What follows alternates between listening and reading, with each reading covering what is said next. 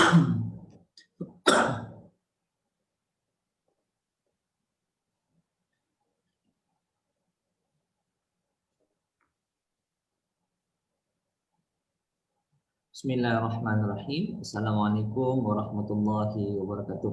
Alhamdulillahirabbil alamin. Wassalatu wassalamu ala asyrafil anbiya'il mursalin wa ala alihi washabbihi ajma'in.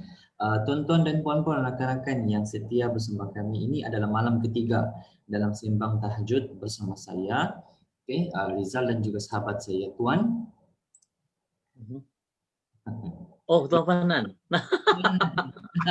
Tengah share tadi. Dia begitu sikit dia tengah share tadi. Okey, jangan lupa jadi macam semalam. Malam ni kita akan sembang lagi Nana. Malam ni kita akan sembang lagi. Hari ini adalah 3 Rabiul Awal. 3 Rabiul Awal adalah bulan kelahiran Rasulullah SAW. Kita just alert benda ni. Kita telah pun memasuki bulan Rabiul Awal dan 12 Rabiul nanti adalah Rabiul Awal adalah sambutan hari kelahiran Rasulullah. Okey. Dan pertama sekali kita akan alu-alukan dulu sahabat-sahabat yang baru menonton. Terima kasih bersama kami dalam sembang tahajud. Setiap malam kita akan komitmen kanan, kita akan komitmen setiap selepas jam 12 tengah malam. Setiap selepas jam 12 tengah malam kita akan live. Kita akan live di Facebook bersama dengan Tuan Fahnan, bersama dengan Fahnan sebenarnya. Facebooknya Lukas Teo dan juga Facebook saya Ijrah Rizal. Alhamdulillah. Okey. Jadi macam mana Cal? Sana hujan ke atau macam mana ke? Okey ke? Tadi hujan, okey, ada setengah kawasan di area Kota Kinabalu ada yang banjir, tapi yang saya dikabarkan tadi ada area Tenggilan, Tenggilan banjir sangat teruk. Okey, banjir sangat teruk di area Tenggilan, tenggelam. Tapi kita mudah-mudahan hujan dah berhenti kan? Betul. Hujan dah berhenti. Okey, hujan tidak berhenti. Okey, apapun kita sekarang ini masih lagi diuji dan angka sebenarnya masih lagi tinggi. Hari ini sekitar 865 kes kalau saya tidak ralat ya. Saya cuba ingat sebab kes tu dia around begitu 700-800 kebelakangan ini 865 kes COVID-19 pada hari ini dan Sabah masih lagi mencatatkan jumlah yang tertinggi di dalam COVID-19. Okey, kami dan juga saya secara pribadi ingin berkongsi bahawa sebenarnya ada sahaja pun berita yang kita maklum daripada kerajaan negeri khasnya ada kelonggaran yang diberikan. Tapi Nan, ini bukan alasan untuk kita tidak stay at home, betul? Betul. Tetap kita masih lagi ada tugas, kita masih lagi ada orang kata tanggungjawab kita. Cuba untuk mendalami dan memahami stay at home. Malam ini kita akan bawa satu topik yang sangat menarik, rentetan daripada topik semalam, kan? Iaitu perbaiki diri, perbaiki kehidupan. Sangat-sangat subjektif dan kita alu-alukan kalau ada soalan boleh tanya soalan. Tapi sebelum tu Nan kita boleh tengok siapa yang ada dalam Facebook ni, kita alu-alukan dahulu Nan. Okey, saya nampak sini Yusnita Suradi. Assalamualaikum, waalaikumsalam warahmatullahi wabarakatuh. Apa khabar? Dan juga sahabat-sahabat yang lainnya, terima kasih sebab sudi datang ke ruangan live kita pada malam ini untuk perkongsian kita demi membantu sahabat-sahabat kita yang mungkin dalam keadaan stres ketika ini, dalam keadaan yang tertekan dan sebagainya. Itu kita cuba bantulah. Dan bila kita lihat keadaan negeri kita pada ketika ini yang masih lagi menjuarai dari sudut kuantiti jangkitan COVID itu, rasanya secara individu kita, setiap individu itu perlu memainkan peranan di antara satu sama lain. Betul. Panan, sebelum kita go through dengan kita punya topik malam ni sangat best, perbaiki diri, perbaiki kehidupan. Topik yang matang, subjektif dan sangat membantu insya-Allah para pendengar dan juga penonton live kita pada malam ini. Okey, kita memulakan malam ni dengan perkongsian daripada Fanan sendiri. Kita sama-sama work from home, betul? Fanan berada di daerah Papar, yang mana zon merah juga kan? Zon merah lah masih. Saya berada di zon merah lagi awal, iaitu di Kota Kinabalu. Kita sama-sama berada di zon merah dan kita berdua sama-sama work from home. Fanan tidak dapat pergi ke sekolah, tidak mengajar. Begitu juga dengan saya tidak dapat pergi ke kampus untuk mengajar. Nan, boleh kongsi ke sedikit kan? Fanan kan? Sebab apa? Kenapa saya meminta perkongsian daripada Fanan? Sebab pengamalan seorang motivator, seorang pakar motivasi ini adalah sangat berbeza daripada orang lain. Maybe sebab mereka lebih teliti dalam menguruskan emosi, dalam menguruskan kehidupan. Kalau Fanan boleh share kan, 3 benda yang Fanan buat untuk terus stay at home, tidak keluar daripada rumah. Betul-betul mengamalkan kuarantin dalam rumah. Bukan juga kuarantin, maksudnya stay, tidak keluar, melainkan keluar hanya perlu. Kalau boleh share lah kan? Mungkin sedikit perkongsian lah. Macam mana untuk kita still stay at home lah. Kenapa kita stay at home? Yang pertama adalah kesedaran lah. Macam yang saya cakap sebelum ini, ramai orang tahu tapi tidak sedar, tapi orang yang sedar semestinya tahu. So Betul. kita letak diri kita di level yang mana? Adakah kita berada di satu kumpulan yang sekadar tahu, ataupun kita letak diri kita di satu kumpulan yang sedar dan mengetahui semuanya. Jadi kita sendiri kena choose kita punya diri ni, kita kena letak diri kita tu di bahagian mana. So kalau contoh macam keadaan, kalau kita tengok kuantiti jangkitan COVID-19 di negeri Sabah khususnya dan juga beberapa negeri-negeri yang lain semakin meningkat. Ada juga beberapa tempat yang lain yang mempunyai kuantiti yang masih lagi rendah, dan ada juga masih lagi berada di zon hijau. So bagi mereka yang berada di zon-zon merah, contoh macam saya sendiri, saya letak kepada diri saya ini adalah kesedaran terhadap perkara tersebut. Maknanya kalau tidak bermula daripada saya, siapa lagi yang memula? Maknanya kalau contoh saya juga seperti yang lain, maknanya saya juga menyumbang ke arah benda tersebutlah. Jadi untuk itu kepada diri saya sendiri khususnya, saya sendiri, maknanya saya kena ada kesedaran bahawa stay at home itu lebih baik. Ya, stay at home itu lebih baik. Sebab bila kita berada di luar tanpa sebarang sebab musabab dan sebagainya, itu akan memberikan satu implikasi kesan bukan setakat kepada orang lain, malah juga kepada keluarga kita sendiri. Kita balik ke rumah, di rumah kita ada family. Kita ada family, macam di rumah saya ada ibu, saya ada adik-beradik yang lain, saya ada anak buah dan sebagainya. Jadi kita bukan meminta kepada penyakit tersebut, na'udzubillahi min zalik, tapi kita cuma berusaha setakat mampu yang mungkin. Sebab kehidupan tanpa usaha adalah celaka.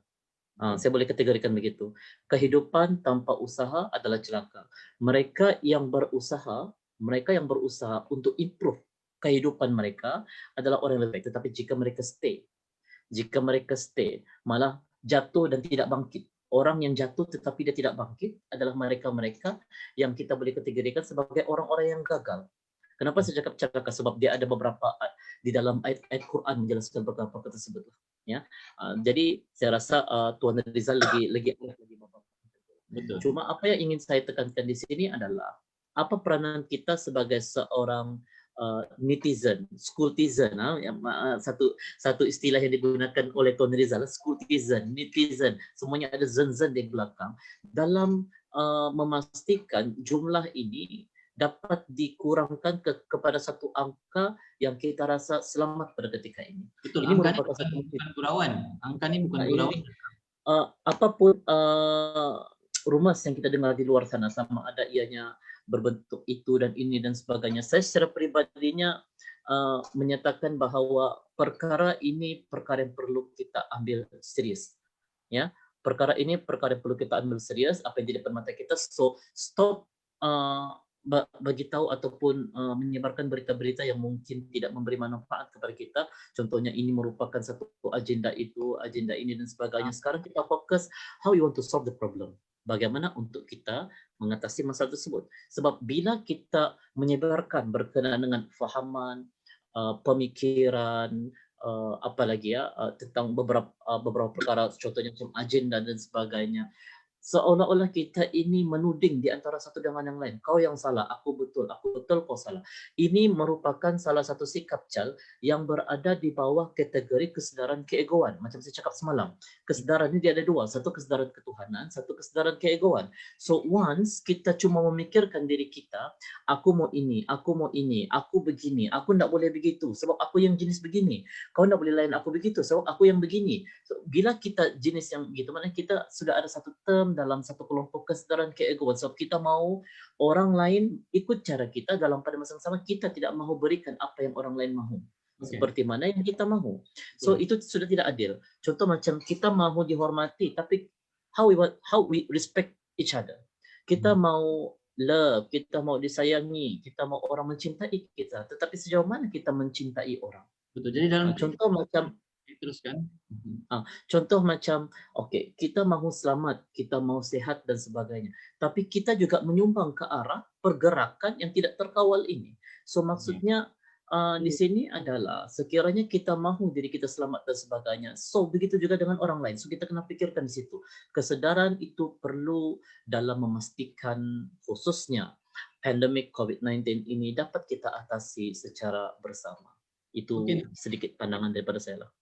oke Nan. Saya masih lagi ingin stick dengan topik ini sebelum kita ke topik yang lebih mustahab, yang lebih menarik emosi kita punya pendengar yang bertuah pada malam ini. Saya sempat seru Wah, dalam caption tadi, untuk siapa yang ada ingin bertukar pandangan dan juga ingin meluah ataupun apa-apa, meluah pandangan dan juga cadangan, boleh bersama dalam live kita pada malam ini. Malam ini kita akan bincangkan tentang perbaiki diri, perbaiki kehidupan. Okey, satu topik yang sangat subjektif, tapi dia mungkin sedikit sebanyak dapat membantu para pendengar kita di waktu begini lewat pagi. Awal pagi sebenarnya, awal pagi tapi lewat malam. Nah, okey Nan, masih lagi kita boleh tidak akan move dengan topik itu, topik COVID-19.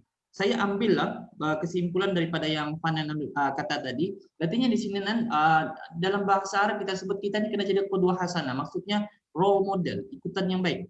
Kalau kita tidak mulakan menjadi contoh kepada orang sekeliling kita, benda ni dia tidak akan ada penghujungnya, betul? Okey, itu satu betul. kesimpulan yang kita boleh ambil. Okey, dalam istilah untuk faham dan juga terus mengamalkan stay at home, duduk di dalam rumah itu sendiri. Okey, yang kedua Nan, ini satu perkongsian. Kalau boleh, Panan tolong bidas dan juga tolong buang benda ni. Saya suka tadi bila Fanan sebut tentang agenda. Hari ini saya dengar satu teori konspirasi yang kurang enak. Satu teori konspirasi yang kurang enak, yang mana kalau setengah orang dengar benda ni mereka akan mengiyakannya. Okey, ada saya terbaca dekat satu media sosial, di media sosial ada yang mengatakan ini semua adalah satu konspirasi. Sebenarnya kalau kita perasan di USA, India dan Indonesia, orang di sana sudah mencapai, kalau macam dekat USA itu sudah sampai jutaan orang COVID-19, positif COVID-19. Tapi orang di sana kekal terus saja meneruskan kehidupan tanpa perlu berkurung di rumah, tanpa perlu orang bilang apa namanya stay at home, teruskan bekerja seperti biasa. Teruskan berniaga tanpa ada istilahnya kita perlu duduk rumah, tidak boleh mengamalkan apa-apa aktiviti ekonomi ataupun aktiviti sosial yang lain. Itu dia punya teori. Jadi kan poin di situ adalah Sabah ni dia kata, saya akan cakap spesifik tentang negeri Sabah dia kata. Negeri Sabah ni kalau kita tengok numbers dia makin lama makin naik. Dan betul, okey? Dia punya kata, dia punya justifikasi di situ. Kalau kita perasan dia kata penguatkuasaan pada ketika ini tidak sama seperti penguatkuasaan yang berlaku beberapa bulan lalu. Itu dia punya point lah. Dan sebenarnya kalau ikut betul, dia bilang pada pendapat dia lah, dia cakap pendapat 20 sen dia, okey? Dia berpendapat bahawa bila kita tengok benda ni sebenarnya kita kena terus je pun. Tak perlu stay at home, tidak perlu ada istilah PKP dan sebagainya. Kita teruskan dia kehidupan sebab benda ni tidak ada penghujung. Benda ni Nan, kalau orang yang dengar, setengah orang dia akan mengiyakannya. Benda ni sebenarnya kan secara tidak langsung boleh membawa orang kepada oh iya kan, buat apa kita teruskan. Kita ikut saja macam USA tanpa berfikir panjang lah, tanpa memahami konsep apa yang orang luar amalkan dan apa negara kita patut amalkan. Okey Nan, kalau boleh ulas benda ni dulu Nan sebelum kita pergi topik kita. Okey, kalau berkenaan perkara ini sebenarnya sebab saya ini mau kepada bidang kejurulatihan, attach dengan beberapa agensi dan sebagainya lah. Jadi kalau melihat kepada perkara ini, diikutkan saya bukannya orang yang berkepakaran dalam memidas ataupun memberikan satu kenyataan dalam apa yang dipersoalkan oleh Tuan Rizal. Namun dalam pada masa yang sama saya berusaha untuk memberikan pandangan secara peribadinya lah. Baik, berkenaan dengan agenda dan konspirasi dan sebagainya. Satu ingin saya bagi tahu kepada semua, untuk menjadi seorang pemimpin bukan mudah. Okay. Untuk membuat satu keputusan bukan mudah. Dan semua perkara ini merupakan satu perkara yang setiap negara, setiap manusia di dunia ini terjadi dengan satu jangkaan yang macam di luar jangkaan. Satu perkara yang berlaku di luar jangkaan kita, di luar perancangan kita. Saya tidak mau sentuh berkenaan dengan beberapa statement, kenyataan, bacaan yang telah saya baca berkenaan dengan konspirasi dunia, itu, ini dan sebagainya. Sekarang ini saya ingin bawa kepada para penonton pada ketika ini untuk kita sama-sama mencari solusi, jalan penyelesaian dalam memastikan pandemik ini dapat kita hapuskan secara total. Sebab bagi pandangan pribadi saya, contoh macam pucuk pimpinan kita, uh, pihak kerajaan uh, uh, sudah bermesyuarat dan sebagainya, sudah memikirkan satu jalan solusi yang terbaik dalam memastikan negara kita ini mempunyai kelangsungan ekonomi yang baik dan juga rakyatnya yang mampu untuk meneruskan kehidupan. Dan sudah pasti pihak kerajaan sebenarnya sudah melihat kepada beberapa kekangan dan juga masalah dalam kalangan rakyat yang terputus bekalan makanan, keuangan dan sebagainya. Contoh macam yang berlaku di sekitar ataupun di laman-laman sosial, di dada-dada media, menyatakan berkenaan dengan ada beberapa keluarga yang tidak boleh keluar rumah dan tidak boleh mencari rezeki. Namun ada juga cerita menyatakan bahawa ada orang ketua keluarga terpaksa keluar semata-mata untuk mencari rezeki demi anak. So situasi-situasi seperti ini telah difikirkan oleh pihak-pihak kerajaan bagaimana membantu rakyat dalam meneruskan kelangsungan hidup sebenarnya. So untuk kita melihat kepada keputusan kerajaan, bagi pandangan pribadi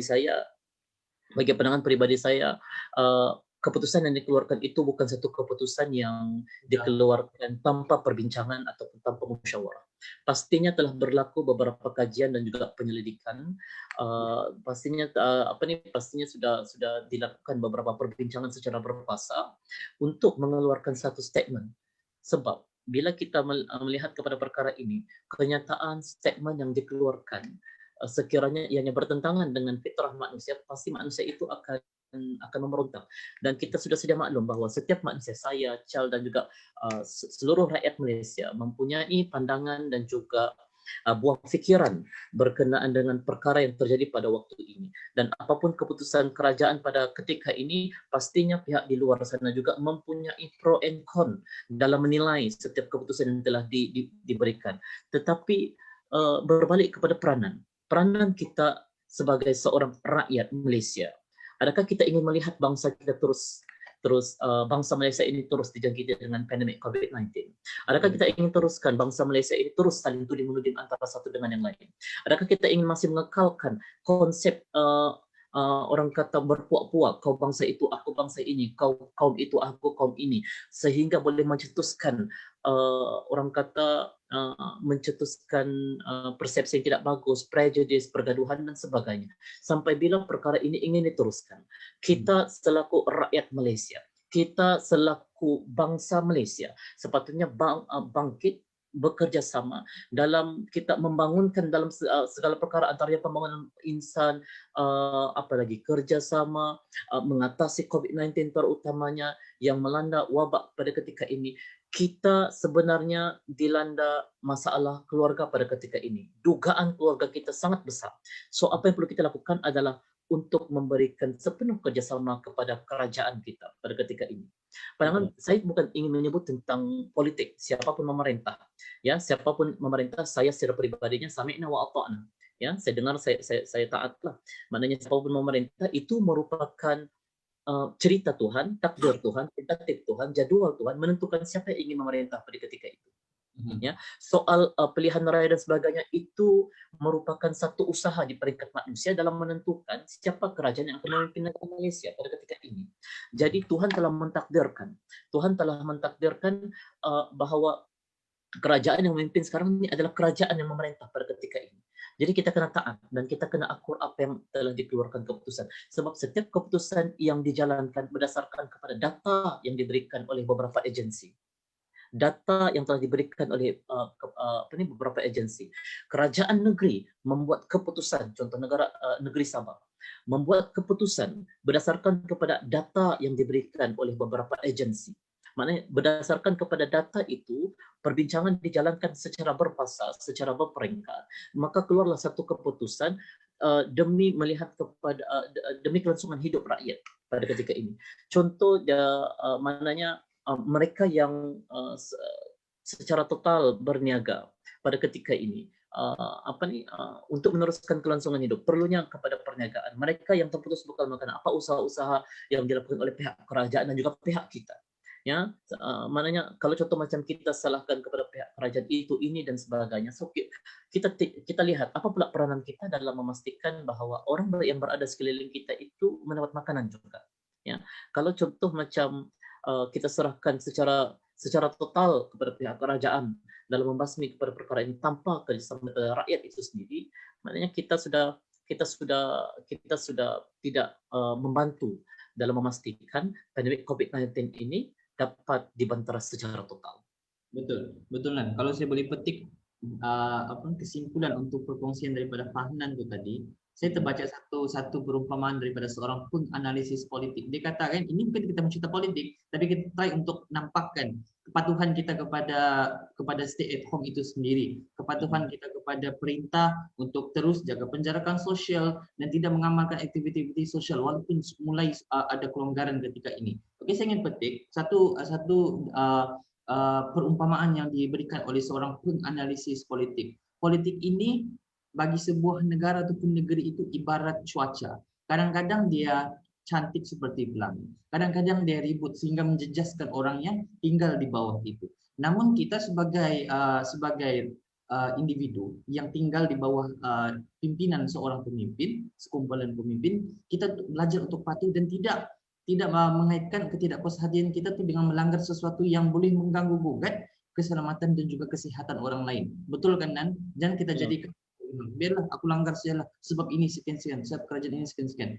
Kita tidak akan ceritakan benda ini tentang kita pro ataupun kontra kepada apa malam ini, tapi sebenarnya jawapan daripada Fan kepada soalan saya tadi itu adalah permulaan ataupun mukaddimah kepada perbincangan malam kita, perbincangan kita pada malam ini sebenarnya, iaitu perbaiki diri, perbaiki kehidupan. Apa-apa pun kena mula daripada diri Nan, tapi Nan, kalau boleh, kenapa saya malam ini kita bawakan topik ni dan saya sangat berbesar hati untuk bawakan topik ini sebab Fanan adalah orang yang tepat.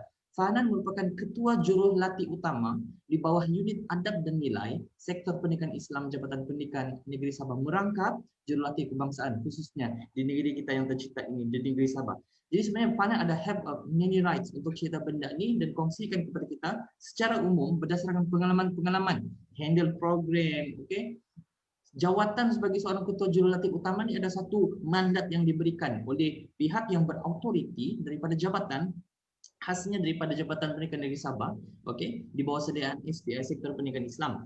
Okey, jadi malam ni kita akan cuba rungkai dan kita yakin daripada rungkaian kita ini akan menimbulkan persoalan di kalangan mereka yang mendengar. Tapi sebelum tu macam biasa kita tengok dulu, kita alu-alukan dahulu. Oh, ramai ni sebenarnya mengomen-ngomenan. Okey. Ramai, terima kasih. Ada di sini Asratul Natasha, perkongsian yang sangat baik. Terima kasih Asratul. Stefko, selamat datang Stefko. Khairul Anwar, betul bang, si Sukong dia bilang. Si Sukong juga bagi hati. Nama yang baru. Assalamualaikum, waalaikumsalam. Okey, Puan Nel ni merupakan salah seorang orang kata peniaga, usahawan yang sangat berjaya lah, dan beliau sebenarnya ada cerita, beliau ada story beliau sebenarnya from somebody to somebody yang menutup aurat sampai bernikah, begitu. Kemudian Aki Ahing, apakah topik perkongsian kita malam ni? Perkongsian kita lebih kepada perbaiki diri, perbaiki kehidupan, dan ada beberapa isu yang kita akan sentuh juga lah. Okay. Di tempat pula macam mana? So apa itu? Okey, ada lagi beberapa orang yang saya boleh sebutkan, tapi ada yang kita tidak berapa tahu lah kan, kadang-kadang Facebook ni. Tapi yang penting kita mengucapkan terima kasih kepada yang sudi singgah dan juga join kita punya perkongsian pada malam ni. Kalau ada persoalan, saya sangat alu-alukan untuk rakan-rakan yang sedang menonton untuk mengajukan soalan kepada saya untuk saya pas kepada Fanan. Okay.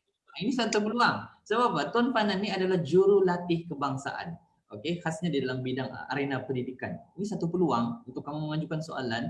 Okey, sebab kita tidak bawakan, saya sendiri secara pribadi sangat tidak berani menceritakan satu benda tanpa orang itu pakar dalam topik tersebut. Dan malam ini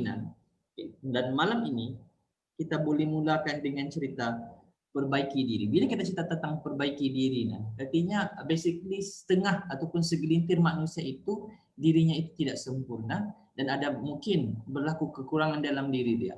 Bila kita sebut tentang perbaiki diri adalah dirinya itu perlu dibaiki. Ini daripada definisi yang saya dapat sendiri daripada tajuk yang Fanan cadangkan pada malam ini.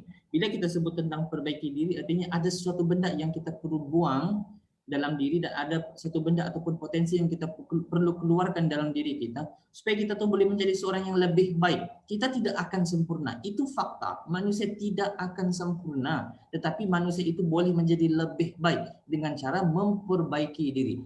Fanan mungkin boleh ceritakan secara orang bilang rungkai berdasarkan pengalaman, program kan, banyak lalui banyak program motivasi kan, bukan sekadar di peringkat sekolah tapi juga di peringkat jabatan. Kalau Fanan boleh mukaddimah dan ataupun mulakan sedikit kita punya topik pada malam ini Nan. Sambil-sambil siapa yang ada soal. Oke, terima kasih. Baik. Jadi saya rasa topik yang diberikan pada malam ini mungkin satu topik yang sangat bermanfaat, yaitu perbaiki diri, perbaiki kehidupan.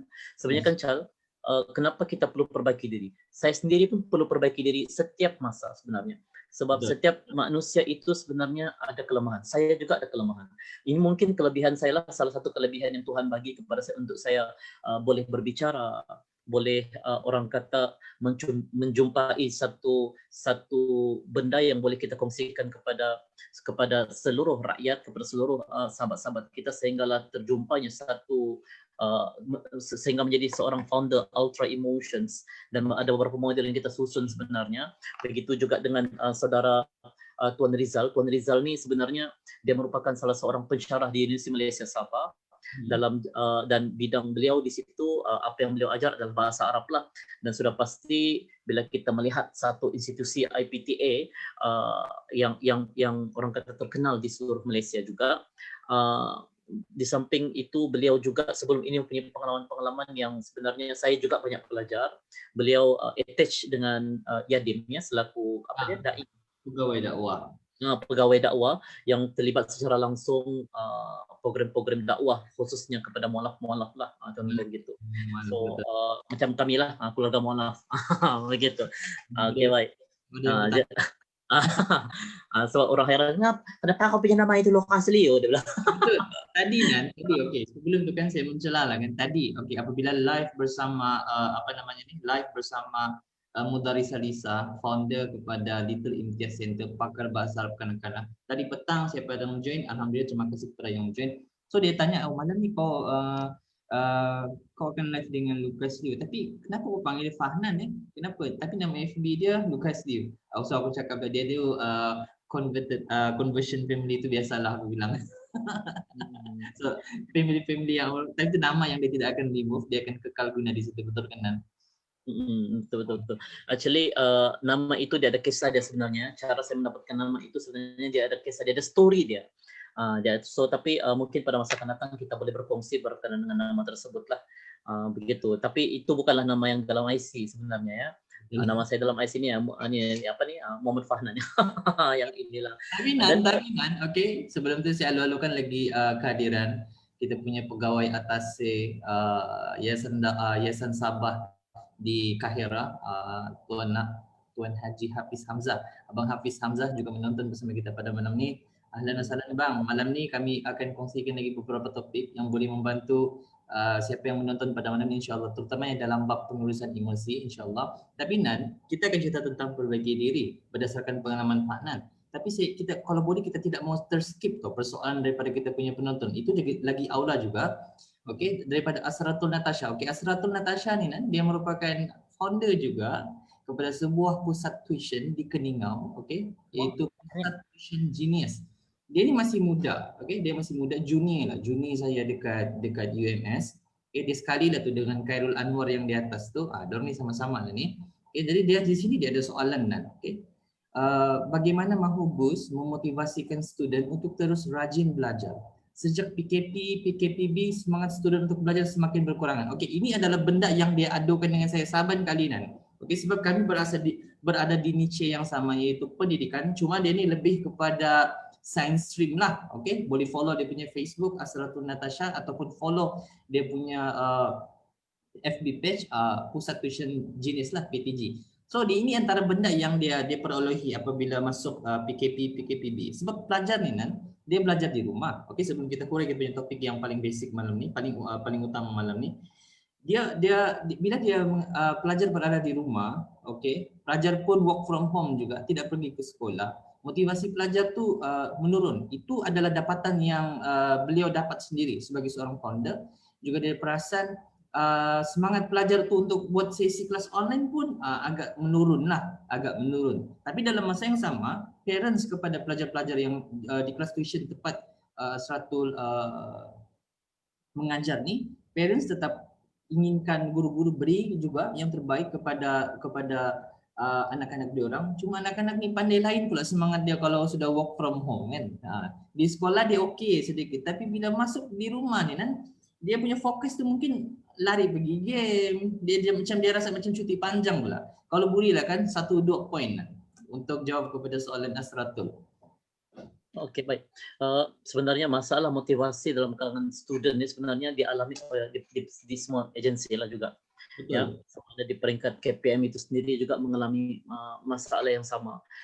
Jadi apa yang ingin saya kongsikan di sini adalah bagaimana untuk kita memastikan supaya motivasi pelajar ini sentiasa orang kata mantap lah. Cuma kekangannya adalah sekarang ini adalah time PKP. Ya, PKP. So hubungan kita hanya tertakluk kepada media sosial ataupun secara online ataupun secara offline dan sebagainya. So bagi pandangan peribadi saya adalah engagement itu sangat penting. Engagement kita dengan student itu adalah sangat penting disebabkan mereka mengharapkan kepada kita untuk memberikan satu ilmu, dan pada masa yang sama kita boleh ambil kesempatan ketika mana sesi pembelajaran berlangsung untuk kita orang kata bagi sedikit kata-kata motivasi pada pelajar. Manusia ini, pelajar ini, kita ini sentiasa perlu di-remind. Itu manusia. Ingatan itu perlu. Ya, kita perlu sentiasa diingatkan, kita perlu sentiasa di-remind beberapa perkara dan sebab adakah perkataan di-remind? Okey. Mananya diingatkan, mananya itu dalam satu orang kata sikap manusia itu sendiri. So yang boleh saya cadangkan adalah kita boleh pertama sekali ketika mana sesi online dengan pelajar sama ada melalui Zoom dan sebagainya. Pada ketika itu kita boleh ambil masa 5 minit untuk kita beri sedikit kata-kata motivasi, kata-kata perangsang kepada murid. Ya, perbanyakkan persoalan, ya, perbanyakkan persoalan. Mai anak-anak semua, andai kata anda tidak belajar pada ketika ini, apa yang akan terjadi pada masa akan datang? Sekiranya anda tidak bermula sekarang, apa yang akan terjadi selepas ini? Sekiranya anda tidak sedar sekarang, apa akan berlaku kepada pembelajaran anda? Sekiranya anda tidak bertindak sekarang, apa yang akan berlaku kepada kehidupan anda? Kita kena ingatkan kepada pelajar bahawa apa yang kita fikir, apa yang kita nampak, apa yang kita cakap, apa yang kita rasa menentukan kehidupan kita, menentukan hasil kehidupan kita. So bila kita tengok kepada semua itu, apa tindakan kita seterusnya? Setakat kita cakap, okey, siapa mau berjaya angkat tangan, semua mau angkat tangan. Siapa mau cemerlang angkat tangan, semua angkat tangan. Siapa mau dapat 10A dalam SPM, angkat tangan, semua angkat tangan. Alih-alih balik ke rumah tidur. So setakat cakap tetapi tidak buat, it's nothing. Ya, nothing. So itu kita perlukan kepada kesedaran. So perbanyakkan persoalan kepada para pelajar. Kalau kamu tidak bertindak sekarang, apa akan berlaku pada masa akan datang? Contoh begitu. Dia lain ya. Dia lain bila kita mengajukan persoalan secara amarah, ya, berbanding dengan satu persoalan yang boleh kita jadikan orang kata secara baiklah. Contohnya, apa mau jadi? Bila kita cakap begitu, apa respon budak? Apa ini? Takut. Lebih kurang begitu kan? Tapi kalau kita tanya, apa kamu akan jadi pada masa akan datang sekali tidak bertindak pada saat ini? So dia akan mula berfikir. Kita manusia bila selalu diajukan tentang persoalan, kita secara automatik minda kita ini secara automatik akan cuba untuk mencari jalan penyelesaian kepada persoalan tersebut. Itu pertama lah. Yang kedua, sesi live. Mungkin sesi live percuma yang boleh dijalankan oleh pihak tuition, FB live ataupun sesi Zoom. Bukan setakat kita live Facebook tu untuk kepada kita punya apa tu orang kata lingkungan tuition kita, tetapi juga merupakan sasaran dalam marketing sebenarnya. Begitu ya. Okey, baik. Kita boleh buat sesi live juga sebenarnya. Sebab hebat macam mana pun kita, tetapi kalau kita tidak mampu mencuit hati orang untuk datang dekat dengan kita, orang tidak akan dapat datang dengan kita. So maknanya even though kita ini seorang yang cuma dalam ordinary person, tetapi we have a talent to orang kata ambil hati, cuit hati orang, tangkap hati orang, tackle orang dan sebagainya. Di situ kita akan mampu untuk membentuk manusia yang berada di hadapan kita. Yang seterusnya, sebenarnya perkara ketiga ini merupakan perkara pertama, tapi kenapa saya sebut di ketiga, sebab saya mau highlight dulu yang pertama dan kedua ni lah. So yang ketiga ni adalah niat kita as a teachers lah. Apa niat kita sebenarnya dalam mengajar anak-anak sebenarnya? Sebab melalui diri kita akan menghasilkan hasil kehidupan ataupun surrounding itu sendiri. So kalau kita setakat untuk mengajar saja, so hasil kehidupan, respon daripada orang yang berada dekat dengan kita hanya belajar saja. Tetapi sekiranya niat kita untuk membentuk sebuah generasi yang mampu membangunkan negara kita pada masa akan datang, ingin melahirkan pucuk pimpinan yang terbaik, ingin melahirkan seorang bijak pandai, ingin melahirkan seorang pelajar contoh kepada pelajar yang lain, sudah pasti kita akan mampu untuk membentuk golongan-golongan seperti ini, pembangunan modal insan dan juga kemenjadian murid. Itu sendirilah. Jadi itu mungkin sedikit perkongsian berkenaan dengan how you want to give a motivation to our student. Begitu. Sekali lagi, jawapan Fanan itu sangat relate dengan perbaiki diri. Oke, tidak dinafikan bila kita bila kita sebut tentang pusat tuition, dia punya matlamat memang bisnes. Oke, memang bisnes. Oke, so kita dalam sasaran dengan pusat tuition, maybe asal ada pelajar tuh, oke lah, sebab ada sudah income akan masuk. Tapi kita kena tekankan juga di sini, kita kena berbalik kepada konsep. Ini saya ulas semula jawapan Fanan. Kita kena berbalik semula kepada konsep. Walaupun pusat tuition tujuannya adalah untuk bisnes, tapi kita kena kembali tentang kesungguhan atau juga niat kita itu untuk mengajar itu untuk bagi lebih. Give more, get more. Itu yang kita belajar sebelum ini. Dan Fanan tadi ada sebut tentang macam mana cara nasihat pelajar. Kalau sekadar nasihat pelajar, oke, siapa yang mau berjaya angkat tangan, saya. Siapa mau dapat 10A, saya. Itu sebenarnya kita perlu lebih baik, lebih advance diri kita dengan cara dekati mereka, macam yang Fanan sarankan tadi. So ini juga salah satu tanpa kita sadari adalah kaedah untuk kita perbaiki diri. Perbaiki diri kita itu improve diri kita untuk menyelesaikan masalah yang berada di hadapan. Kadang-kadang kita sangka masalah di hadapan itu adalah puncak daripada mereka sendiri. Tanpa kita sedar sebenarnya diri kita itu juga boleh menjadi salah satu puncak kepada masalah itu berterusan. Okey, Nan. Sebenarnya kan bila kita tengok benda ni kan, sebenarnya apa yang saya kongsikan itu merupakan salah satu modul lah sebenarnya. Salah satu modul yang saya apply, yang saya selalu berikan kepada pelajar itu modul Q. Modul Q. Modul Q ini merupakan salah satu kaedah cara kita as a parents, as a teachers maybe, untuk kita memberi sedikit kesedaran kepada para pelajar bagaimana untuk kita mengembalikan jiwa mereka yang mungkin sebelum ini semangat tetapi telah hilang dek zaman, ditiup angin dek bayu, hilang. Jadi kita cuba tarik semula dan mereka berada pada tempat yang sepatutnya.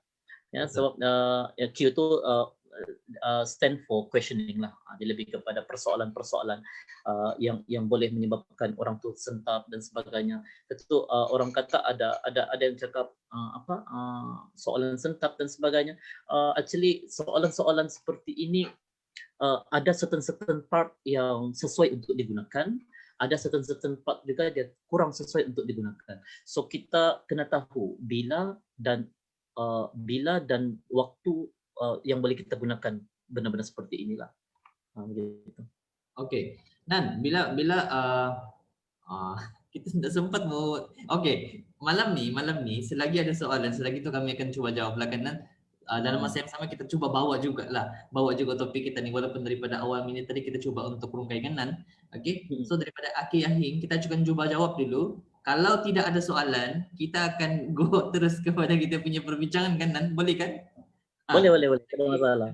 So kita kena lebih utamakan juga ni rasanya orang yang bertanya, kita tidak boleh lambat sebab orang yang bertanya ni kadang-kadang dia rushing, dia mau dapat jawapan secepat mungkin. Bagaimana cara daripada Aki Ahing? Bagaimana cara untuk memujuk hati di kalangan pekerja Nana yang diberhentikan kerja pada masa ini agar mereka tidak terus gundah gulana, stres, berfikir bagaimana untuk bayar itu ini sana sini lagi? Apakah pendekatan emosi yang disarankan, Nan? boleh bagi jawapan. Ini common issue dalam bisnes sekarang kan, company mengurangkan pekerja kasih cuti pekerja tanpa gaji. So dia kata di situ, dan macam mana untuk memujuk hati pekerja tu yang sudah diberhentikan tu jangan gundah gulana, sebab mereka stres fikir macam mana mau bayar itu dan ini lagi. Bila diberhentikan, of course dia punya sumber keuangan ataupun income tidak ada lagi gajinya di situ. Apakah pendekatan emosi nak? Betul juga kan? Tidak pernah kita benda ni, jawapan ni, persoalan ni sangat-sangat kita perlu jawab dalam tempoh ketika ini. Sangat-sangat relate lah. Boleh lah. Baik, jadi ini saya ingin cerita sedikit lah. Sewaktu fasa pertama PKP dijalankan bermula pada bulan April ya, pada ketika itu ya. Bermula pada bulan April dan dia untuk fasa pertama ini dia berakhir pada bulan Jun kalau saya tidak silap ya. Jun kalau saya tidak silap. Ya, begitu. Jadi ada ketika itu kita sudah boleh keluar dari rumah dan sebagainya lah ya. Walaupun pada ketika itu sekolah masih belum dibuka, tapi kita masih lagi pada ketika itu work from home lah. Dan situasinya adalah ada beberapa orang sahabat saya yang bekerja di beberapa company, kedai dan sebagainya. Sudah ada keluarga, sudah ada istri, sudah ada anak-anak, ada tanggungan dan sebagainya, tetapi diberhentikan kerja. Ya, diberhentikan kerja. Baik, jadi dia sangat stres pada ketika itu. So, pertama untuk mereka-mereka yang berdepan dengan perkara ini, tolong elak untuk stres. Sebab ada orang yang sedang bertaut dengan Anda. Ibaratnya sekarang kita mau jatuh kan, kita digaung. Ramai orang sedang bertaut di badan kita ni, hanya tangan kita saja yang sedang bertaut. So kalau kita give up, kita jatuh, semua akan jatuh. Ya, anak-anak kita akan jatuh, isteri kita akan jatuh. So the first thing is kuatkan diri. Ya, so apapun yang berlaku kena kuatkan diri, elak stres, dan langkah pertama dalam membentuk emosi supaya lebih baik adalah kita kena cari seorang insan yang boleh kita luahkan masalah kita, yang kita boleh trust, yang integriti kerahasiaannya sangat tinggi. Siapalah, mungkin sahabat baik kita dan sebagainya lah. Baik, saya berbicara dalam dua kategori. Satu kategori manusiawi, satu kategori spiritual. Ya, baik. Saya berbicara dulu berkenaan dengan kategori manusiawi. Baik. Jadi untuk kita mengatasi masalah emosi ini, sebenarnya betul cara Tuan Aki Ahing untuk bertanya pasal perkara inilah, sebab ramai di luar sana yang sedang berdepan dengan dugaan seperti ini. Apa yang perlu kita lakukan as a human, kita bagi nasihat yang baik lah. So nasihat yang baik daripada saya, mungkin sedikit cadangan dan nasihat daripada saya adalah apapun yang berlaku dalam kehidupan manusia ini merupakan satu dugaan, dan dugaan itu mengajar kita apa itu erti kehidupan. So the first thing is tolong jangan mengalah, tolong jangan give up, sebab ada orang berada di belakang kita yang sedang mengharapkan kita. Mereka sayang kepada kita, mereka mengharapkan kita. So inilah tugas kita dalam memainkan peranan untuk survive ya. Bukan setakat kita, mungkin ada yang bujang juga, golongan-golongan bujang juga. Sebenarnya bila kita cakap golongan bujang, ya, golongan bujang ini even though mereka tidak mempunyai tanggungan, mungkin isteri dan sebagainya, tetapi dalam konteks bujang itu mereka ada tanggungan yang lain. Kita tidak tahu. So itu dalam berbicara kita kena sentiasa berhati-hati dalam berbicara. Ya, sebab kita risau akan melukai, menyinggung perasaan orang lain. Kita cakap golongan bujang ini begini, dia okey, dia bebas, kau tidak fikir apa-apa. Kita tidak tahu jalan cerita sebaliknya. Mungkin dia ada ibu yang perlu dia tanggung. Mungkin dia ada ayah yang perlu dia tanggung. Mungkin dia ada adik-beradik yang perlu ditanggung. Mungkin dia melihat kepada situasi keluarga yang perlu dia tanggung. Jadi atas dasar itu kita kena sentiasa saling lengkap-lengkap di antara satu dengan yang lain lah. So, yang pertama tadi saya cakap, kita kena cari orang yang boleh kita percayai. Yang kedua pula adalah apa yang berlaku ini merupakan satu dugaan daripada Tuhan. Dan cara untuk kita sharing itu merupakan salah satu cara untuk kita menenangkan sedikit jiwa kita lah, emosi kita daripada berdepan kepada perkara ini. So itu ada beberapa orang sahabat-sahabat saya sebenarnya, ada beberapa orang sahabat-sahabat saya sebenarnya dia stres, dia tidak tahu macam mana mau handle tentang perkara ini. Kena ingat tuan-tuan dan puan-puan, ya, dari sudut spiritualnya adalah rezeki, salary, duit itu bukan datang daripada manusia. Ya, ianya semua datang daripada Tuhan. Tuhan yang menjadikan bos kita, company kita, government kita alat untuk memberikan kita rezeki. So bila kita ada kesedaran ketuhanan, setiap apa yang berlaku itu rezeki daripada Tuhan, maknanya mungkin di tempat yang kita sudah tidak ada kerja itu belum ada rezeki. Tetapi tidak semestinya kita diberhentikan kerja itu, rezeki hidup kita telah ditutup. Ya, dalam kehidupan manusia itu ramai orang di luar sana yang sudah pun berjaya hasil daripada kreativiti dalam menghasilkan dalam menghasilkan beberapa produk untuk diri sendiri dan untuk dijual. Contohlah, mungkin saya boleh sebut sedikit kan, seorang insan, ya, seorang insan hanya budak pasar malam. Ini cuma cerita ya. Hanya seorang budak pasar malam dan persepsi orang terhadap budak pasar malam ini kita faham lah macam mana persepsi. Kemudian hanya bermula dengan di dapur menggoreng apa tu, buat popcorn. Dia cuma buat popcorn, dia ada berti jagung, dia buat popcorn dan sebagainya. Akhirnya pada ketika ini dia menjadi seorang jutawan popcorn, jutawan muda baru berumur tahun ini 23 tahun. Itu rezeki dia. Hakikatnya sebelum ini mungkin dia dalam pandangan dia lah, mungkin dalam pandangan dia dengan hanya kerja di pasar malam mungkin boleh mendatangkan rezeki pada dia. Tetapi akhirnya Tuhan bagi dia ilham, rupanya di tempat lain ada lebih rezeki yang lebih luas. Bagaimana seorang penjual batang buruh, ya, yang sebelum ini setahun keuntungannya cuma RM6.000 setahun. Ya, ada beberapa bukti. Saya cakap ni bukan tidak ada data ya, saya cakap ni ada data. Ya, dia ada data dia ya. Seorang perempuan wanita yang hanya menjual batang buruh dan keuntungan setahun hanyalah berjumlah RM6.000. Bila ditanya macam mana, kenapa boleh RM6.000? Sebab saya jual cuma waktu hari raya. Orang makan batang buruh tiap hari raya saja.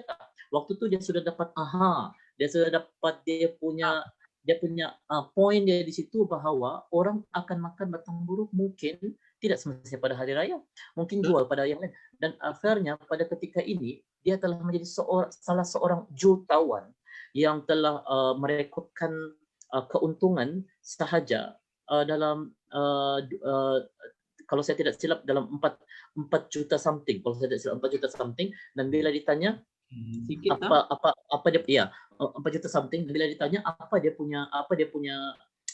punya target untuk this year 2020, so dia cakap target 10 juta.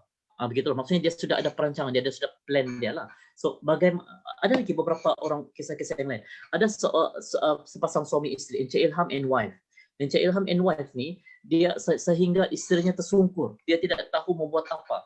Dia menangis, dia tidak tahu macam dia menangis, dia mau makan pun susah, pinjam situ, pinjam sini, orang kritik dia, cemu dan sebagainya. Dan akhirnya hasil daripada tekanan kehidupan tersebut dia bangkit dan pada ketika ini dia seorang jutawan. Saya bukan mau cerita pasal bisnes di sini, tidak. Saya bukan mau cerita pasal sales and marketing, tidak. Tetapi bagaimana kreativiti kita untuk kita menjadikan kehidupan kita ini lebih bahagia, lebih baik daripada yang sebelum ini. So contoh macam kita diberhentikan di situ. Kita as a kawan kita boleh cakap bahawa mungkin rezeki bukan di situ, tetapi ada tempat lain, ada rezeki yang lain. Sabar, tabah, doa yang paling penting. Doa yang paling penting untuk terus orang kata maju ke hadapan lah. Apa yang ingin saya simpulkan di sini adalah apa yang berlaku dalam kehidupan kita ini merupakan satu dugaan daripada Tuhan. Betul, ada mungkin certain orang cakap, kau bercakap memanglah senang. Kau bercakap memang senang. So buatnya susah. Macam mana pula? Ataupun orang mengalami itu macam mana? Ya betul. Ya, setakat ini Tuhan beri kelebihan kepada kita untuk berbicara, Tetapi dengan perkataan ini, dengan bicara ini mampu untuk sedikit sebanyak melembutkan, menenangkan hati mereka-mereka yang tengah stres di luar sana.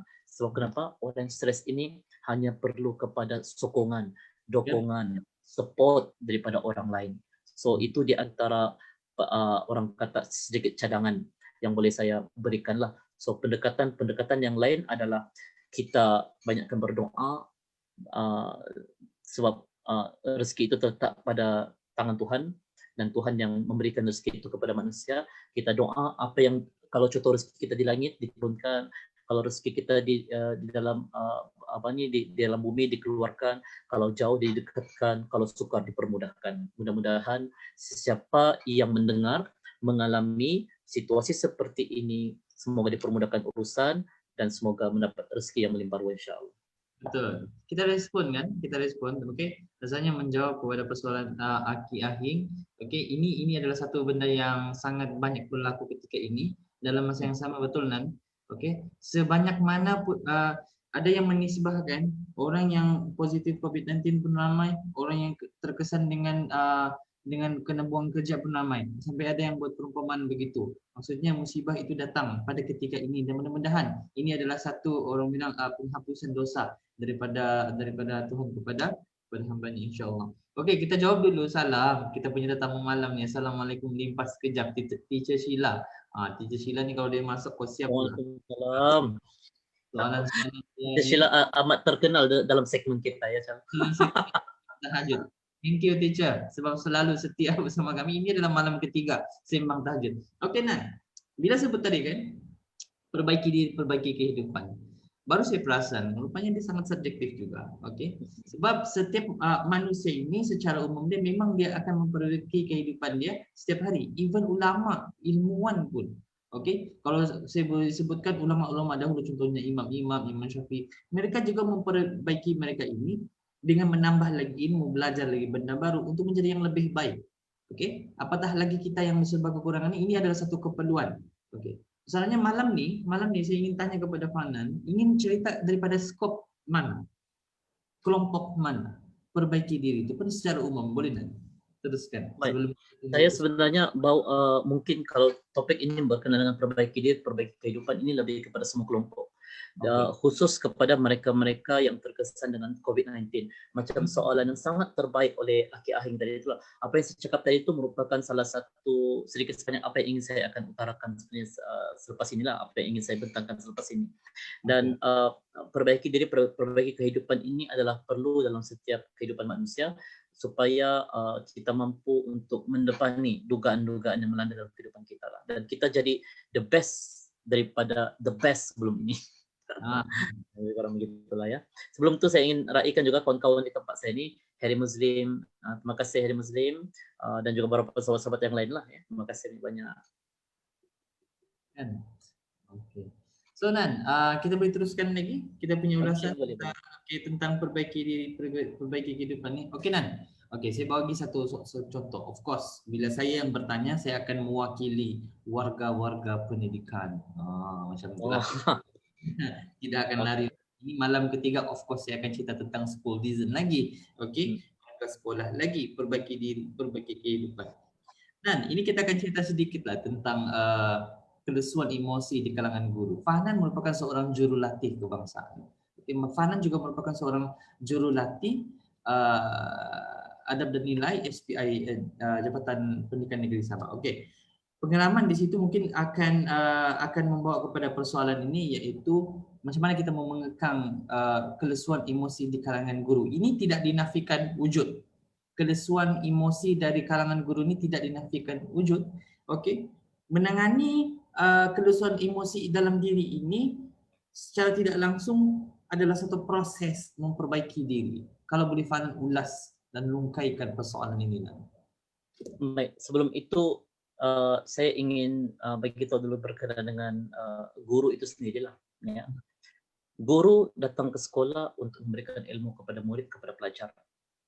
Dan pada masa yang sama, kita ada di sebelangan guru yang menghadapi beberapa dugaan hidup di rumah. Ya. Dan bila datang ke sekolah berdepan dengan kerenah anak-anak pelajar yang terdapat di dalam kelas. Ya. Dan pada masa yang sama menghadapi kerenah daripada ibu bapa yang berada di luar. Ya.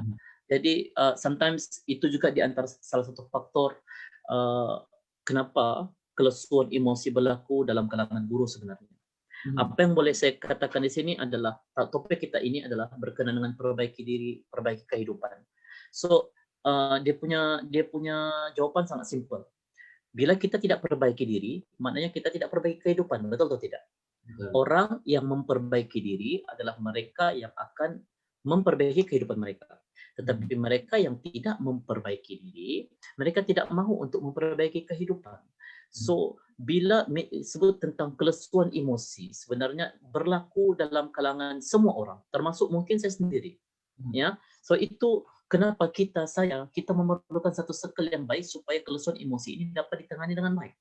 Ya. So antara cara untuk kita mengatasi kepada perkara ini ada beberapa cara lah. Ya, ada beberapa cara. Tetapi faktor-faktor yang menyebabkan kelelahan emosi ini adalah disebabkan oleh tekanan hidup.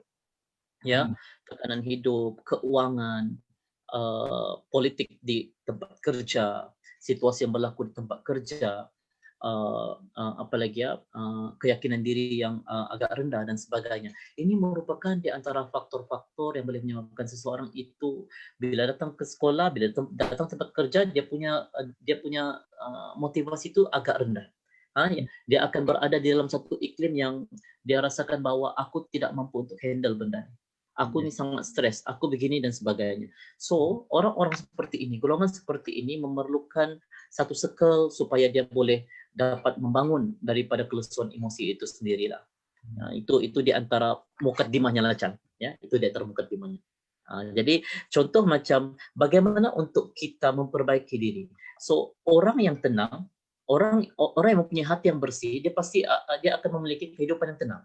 Itu saya cakap. Kita dalam kehidupan di dunia ini, kita ada beberapa level untuk mencari kegembiraan, kebahagiaan dan juga ketenangan. Ya, contoh itu depends on kita. Adakah kita ingin mencari kegembiraan dalam hidup kita? Adakah kita ingin mencari kebahagiaan dalam hidup kita? Ataupun kita ingin mencari ketenangan dalam hidup kita? Ya, baik. Contoh kegembiraan. Kegembiraan ini maksudnya kita gembira apabila kita dapat sesuatu item. Contoh hari ini kita mau makan, kita lama sudah tidak makan spaghetti contohnya, lama sudah tidak berkumpul-kumpul di secret recipe contohnya ya. Ya kalau dulu bolehlah di sekitar sepi boleh makan spaghetti bolognese apa semua segala bla bla bla semua tuh. Tapi tiba-tiba kita datang, tiba-tiba kita rasa kita mau makan spaghetti. So lepas kita makan spaghetti, kesan daripada makan spaghetti itu kita akan rasa happy. Betul ya? Kita akan rasa gembira. Tetapi adakah kegembiraan itu berkekalan? Pasti tidak. Ya, kegembiraan itu hanya pada ketika itu saja. Kegembiraan ketika makan spaghetti. Lepas kita habis makan spaghetti, tengok TV terus down balik lah bila pikir balik masalah ya. Ini yang Fanan, kalau saya boleh celah sekejap kan, ini yang Fanan selalu cakap kan, kita ni hidup bila kita mencari kegembiraan tu, jangan kegembiraan tu bersyarat kan. Betul. Itu belum lagi saya sebut, Charles saya sebut. Ya, maknanya Charles sudah banyak mendalami berkenaan dengan apa yang sudah saya bebelkan selama inilah. Bermula di Sutra Haba ya. Okey, baik. Jadi betul ya. Kegembiraan itu kalau boleh jangan bersyarat. Bila kita gembira bersyarat, itu yang menyebabkan kita sukar untuk mencari ketenangan. Ya. So apa maksud kegembiraan bersyarat? Maksudnya adalah kita happy bila kita makan spaghetti. Kita akan happy bila kita tengok wayang. Kita akan happy bila kita jumpa kawan. So maksudnya bila kita tidak jumpa kawan, kita tidak akan merasa happy. So itu sudah bersyarat. Kita telah meletakkan syarat-syarat kehidupan, kegembiraan dalam diri kita. Tidak akan stres bila kita meletakkan syarat tersebut. Ya, stres bila kita meletakkan syarat-syarat tersebut. So kita mau gembira tanpa syarat. Bagaimana untuk gembira tanpa syarat? Kita naik lagi satu level yang kedua, kebahagiaan. Ya, okey, kebahagiaan. Okey, baik. Itu tadi kegembiraannya. Tapi stop dulu. Saya yakin Fanan akan ulas lagi panjang. Kita akan jawab dulu soalan daripada Zali. Nak tanya selaku bujang anak sulung yang mempunyai tanggungan ibu dan adik-adik. Bagaimana agar terus sabar dan kuat dengan keadaan sekarang ni yang tidak mampu buat apa-apa, tiada kerja, tiada duit simpanan. Apakah perlu kita buat selain dari sabar dan doa? Perlu ada ikhtiar of course untuk terus kuat dan tidak down. Kadang rasa malu dan rasa diri tidak guna sebab dengan keadaan sekarang tidak mampu buat apa-apa. Kadang rasa happy bila ada orang prihatin yang bagi bantuan, tapi selalu terfikir dan bermain di fikiran. Andai keadaan ini berterusan, apa tindakan yang perlu dibuat selain dari meminta doa, sabar agar terus kuat, dan apakah yang perlu dibuat? Ini satu kalau saya boleh ulaskan satu keadaan seakan-akan berada dalam satu kawasan terkurung kan. Kalau Fanan boleh bawa masalah ni keluar kan daripada kurungan itu. Ini analogi. Analogi bukan betul-betul analogi ya. Analogi saja. Analogi kepada persoalan daripada saudara kita Zekzal itu ibarat macam kurung. Kalau boleh Fanan bawa daripada benda ni keluar kan.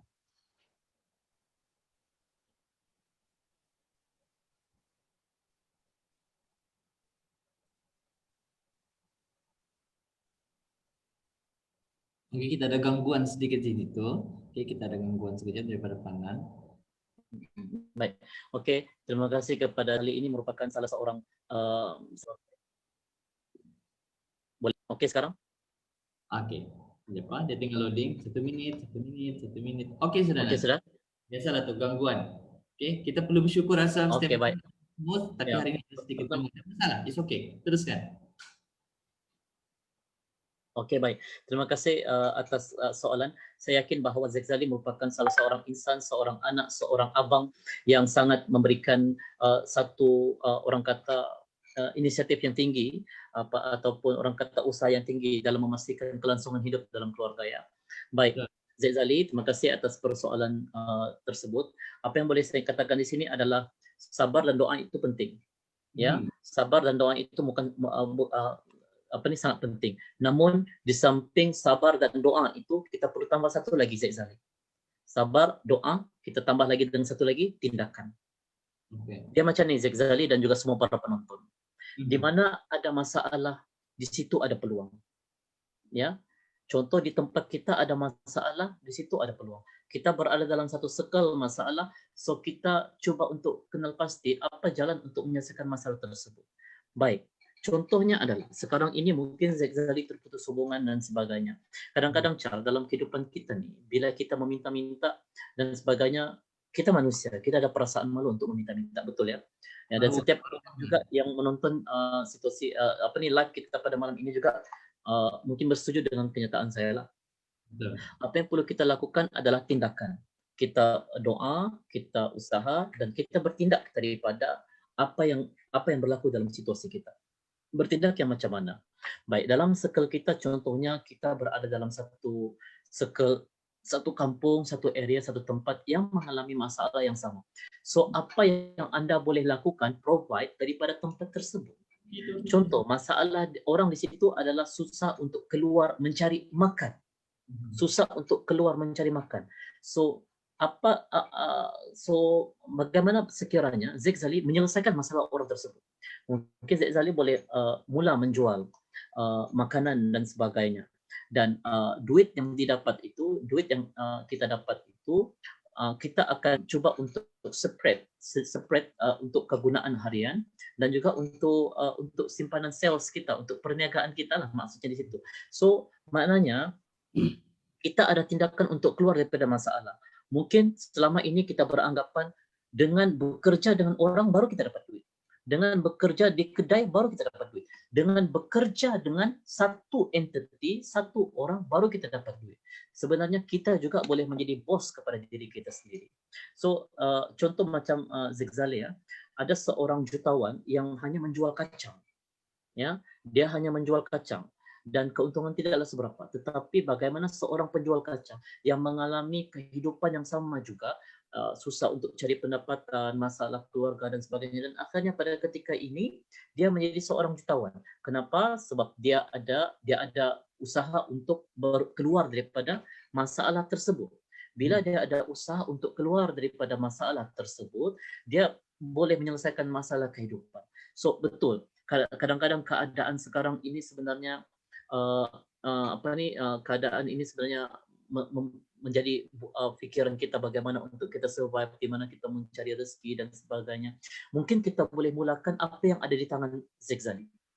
Ya, apa yang ada di tangan dulu. Mulakan dengan apa yang ada di tangan untuk kita jadikan produk dan kita jual, membantu orang lain. Even though dia punya harga mungkin dalam RM1, RM2 dan sebagainya. Tetapi daripada RM1, RM2 itu akan mampu menghasilkan duit yang lebih lagi supaya kita mampu untuk survive diri kita. Ini yang dinamakan sebagai perbaiki diri, perbaiki kehidupan. Once kita tidak memperbaiki diri, maknanya kita tidak memperbaiki kehidupan. Tidak ada orang yang hanya berdoa tiba-tiba dapat rezeki kecuali para nabi. Ya, para orang-orang yang dicintai oleh Allah Subhanahu wa taala itu mereka yang ada kelebihan dan sebagainya, tetapi bukan kita. Kita bukan dalam golongan itu. Kita bukan bila kita berdoa akan ada nasi di depan, bila kita berdoa akan ada duit di depan, tidak. Tapi kita memerlukan tindakan. So tindakannya adalah daripada kita. Aktif dalam melihat situasi circle masalah yang berlaku. Kita kena melihat masalah yang berlaku itu merupakan peluang kepada kita untuk mengatasi masalah tersebut. Peluang untuk dapat apa? Peluang untuk memperbaiki diri, peluang untuk mendapat rezeki. Jadi itu merupakan sedikit perkongsian yang boleh kita berikan. Dan yang paling penting Zaid Zali kena kuat dan kena sabar, sebab orang yang sabar ini merupakan orang yang dekat dengan Tuhan. Ini merupakan dugaan, cerita, tentatif, jadual yang Tuhan berikan kepada Anda. Ya, dan dugaan ini merupakan kelas tambahan, sekolah, tuition kepada Anda supaya kita mengenal erti kehidupan untuk kita survive dan keluar daripada masalah tersebut. Bukan semua orang mengalami masalah ini. Ada seorang suami yang kehilangan punca pencarian, tetapi dia cuma keluar, ini kisah benar ya tuan-tuan dan puan, dia keluar rumah berlakon seolah-olah pergi ke kerja, sebenarnya dia sudah tidak ada kerja. Sehingga dia ada satu perasaan dalam diri untuk suicide, untuk bunuh diri. Ini kisah benar tuan-tuan dan puan ya, untuk bunuh diri. Tetapi akhirnya hasil daripada doa, mungkin juga doa daripada dia sendiri, doa daripada keluarga, doa daripada rakan-rakan menyebabkan dia dapat ilham untuk ubah diri dia, dan akhirnya dia melihat kepada masalah, dan masalah itu dia nampak peluang di situ untuk dapat apa ni, untuk dapat sesuatu, dan akhirnya dia berjaya untuk merubah hidup dia. Ya, maknanya senanglah sekarang insya-Allah ya. Baik, kalau saya tengok di sini itu saya harap kadang-kadang rasa happy bila ada orang prihatin yang bagi bantuan, tapi terfikir dan bermain di pikiran andai keadaan ini berterusan, apa tindakan yang perlu dibuat selanjutnya. Macam yang saya cakap tadi itulah, betul, kita prihatin, saya juga prihatin, kami juga prihatin kepada semua orang yang menonton live ini. Sebenarnya kenapa kita buat malam ini untuk menjawab persoalan-persoalan, mungkin kenapa buat kelas malam dan sebagainya kan. Ada orang buat kenapa buat kelas tengah malam dan sebagainya. Sebab kita buat ini, ramai orang buat kelas, ramai orang buat live, ramai orang buat perkongsian waktu pagi, petang, mungkin jam 7, jam 8 dan sebagainya. Tetapi medium yang kami berikan ini merupakan medium kepada mereka-mereka yang menghadapi masalah emosi. Sebab mereka yang mengalami masalah emosi selalunya kadang-kadang dia tidak dapat tidur. Dia akan hayal, dia akan terfikir. So bila kita duduk di tempat yang duduk bersendirian, kita berfikir banyak dan sebagainya, akhirnya kita akan dipandu oleh emosi, oleh iblis, oleh syaitan untuk membisikkan suatu benda-benda yang tidak bagus, dan kita membuat tindakan yang tidak baik. Jadi sebab itu kita menyediakan benda ini. Kalau tidak ada orang yang mendengar Anda, kami bersedia mendengar Anda. Betul. Kalau Anda rasa disisihkan, kami ada untuk menjadi teman Anda. Kalau Anda dipulaukan, kamilah di antara insan yang sentiasa sokong Anda. Kalau Anda rasa down, kamilah di antara sahabat yang akan sentiasa memberikan Anda suntik motivasi. Sekurang-kurangnya hati kita pada malam ini sedikit tenang untuk menempuhi kehidupan pada keesokan harinya. Insya-Allah. Betul kan. Actually saya dan Fanan, terutama Tuan Fanan sendiri, sebenarnya kami pilih waktu lain, tapi kami pilih untuk korban sedikit masalah kan. Ini adalah malam ketiga kita live pada tengah malam, iaitu awal pagi sebenarnya, sebab kita sudah masuk pagi kan. Kita pilih untuk live pada waktu ini sebab dalam fikiran kami berdua, terutamanya Tuan Fahnan yang banyak berfikir untuk buat benda ni, kami terfikir bahawa kalau kita buat live pada waktu ini akan lebih capture ramai yang memerlukan kan, akan kita orang akan ada satu ruang untuk capture lebih ramai mereka yang memerlukan nasihat. At least apa yang kami kongsikan ini menjadi satu penawar bagi mereka yang ada masalah sampai tidak boleh tidur, jadi kepikiran sebab esok kena tempuh lagi, lusa kena tempuh lagi, macam mana dengan minggu hadapan, macam mana dengan bulan hadapan kan. Okey, mudah-mudahan jawapan dan juga respon daripada Fanan tadi menjawab persoalan. Okey, kalau ada soalan boleh lagi tanya. Kita akan ada masa, kita akan cuba akan ada masa pada malam ini dan sentiasa bertenaga kanan. Okey. Dan kita tengok dulu respon daripada Kiai. Terima kasih di atas nasihat dan dorongan tadi Bos Muhammad Fanan. Terima kasih kerana sudi mengupas. Okey. Tahniah untuk kamu berdua. Okey, kita juga ingin alu-alukan. Okey, kita sangka sudah tidur, rupanya belum. Okey, dan sahabat baik. Okey, saya nampak di situ ada Kennedy. Good night. Aik belum tidur lagi kah itu? Ya, belum. Masih kayak bercakap-cakap. Jadi kalau Kennedy ada masalah yang ingin diluahkan, boleh tanya di situ. Okey, boleh tanya. Boleh, tidak ada masalah. Boleh jawab. Okey. Ada perangkap di situ. Betul. Tadi kan, okey, sebelum ada lagi soalan seterusnya. Tadi Fanan, sebelum saudara Zekzali mengajukan soalan, terima kasih untuk soalan tu saudara. Kita tergantung di perbincangan tentang kebahagiaan tu. Masih ingat kan beberapa Ya, menit lalu? betul betul. Okey. Kalau boleh Fanan sambung semula, kita punya kisah di situ. Sebelum tu boleh Chal baca dulu daripada siapa tu? Sheila Jul Muhammad ke tu? Ini kan dekat. Ya. Jadi kadang-kadang, okey, try tengok. Banyak pula. Banyak pula Nan. Apa dia? Ramai pula orang tanya ni. Waalaikumsalam warahmatullahi wabarakatuh. Kita jawab dulu Nana. Kita baru Boleh perasan. boleh boleh. Hmm. Okey. Waalaikumsalam warahmatullahi wabarakatuh. Banyak Sheila pula malam ni. Tita Sheila pun ada. Tita Sheila Ini kata, Sheila Jul Muhammad. ini kita punya, kalau kita panel tetap, ini tetamu tetap. So setiap malam kena ikut sama lagi kan, Nan? Tita Sheila. Apa? Sheila kata, dah tahu lah soalan kena mengena ke tidak. Dia sudah ada soalan ni. Ini boleh relate juga. Situationnya ialah sebagai pekerja, kita kan ada penilaian tahunan oleh atasan bos. Yes, SKT ya. Okay. At times, kadang kita rasa markah penilaian dibagi tidak setimpal. Okay, ini normal. Dengan usaha seseorang guru, pekerja, okay, mengambil kira kawan kita adalah sangat rajin dan cemerlang. Disebabkan benda macam ni, orang tu boleh jadi burn out and slowly rasa demotivated untuk kerja. Boleh ulas sikit pasal benda ni? Okey, baik. Jangan bayi dulu teacher. Boleh lagi ajukan soalan dan ini adalah normal. Okey, ini adalah normal dan kita boleh cerita sikit pasal bab SKT. Okey, ini Nan, ini cerita dia. Ini cerita dia pula. Fanan mengulas tentang kebahagiaan, tetapi ini adalah kisah tentang seseorang. Adakah kebahagiaannya akan, ini cerita dia macam ni Nan. Saya buat dia punya twist di situ, dia punya plot di situ. Menjawab kepada persoalan Teacher Sheila ni ialah, ini pula cerita tentang adakah, saya timbulkan persoalan daripada persoalan. Adakah kebahagiaan orang akan berkurang apabila dia tidak dihargai? So ini cerita dia. Kita boleh kata tidak ada penghargaan di situ. Okey? Tidak ada penghargaan. So dia punya soalan tadi adalah macam tu. Boleh ulas sikit pasal benda ni Nan? Okey, baik. Saya cuba ulas sikit ya. Saya faham. Ramai orang mengalami stres pasal benda inilah. Cumanya apa yang perlu kita fikirkan adalah berkenaan dengan kehidupan kita lah, kesedaran ketuhanan, kesedaran keegoan. Ya, baik. Dia macam ni. Sometimes kita akan merasa kecewa. Ini di peringkat kita ya, di peringkat kita, di pihak kita selaku sebagai salah seorang staf dalam cuba untuk menangani situasi yang berlaku. Sometimes kita rasa tidak adil. Sometimes kita rasa bahawa apa yang kita buat itu, markah yang diberikan itu tidak setimpal dengan apa yang telah diberikan oleh pihak atasan dan sebagainya. Namun perlu kita fikir bahawa sekarang ini kesedaran kita ini, kita buat kerja kerana siapa? Dia macam ni, lagi senang. Saya akan relate benda ni dengan 3 konsep tadi, gembira, bahagia dan juga tenang. Ya, okey. Saya akan cuba relate. Baik, dia macam ni.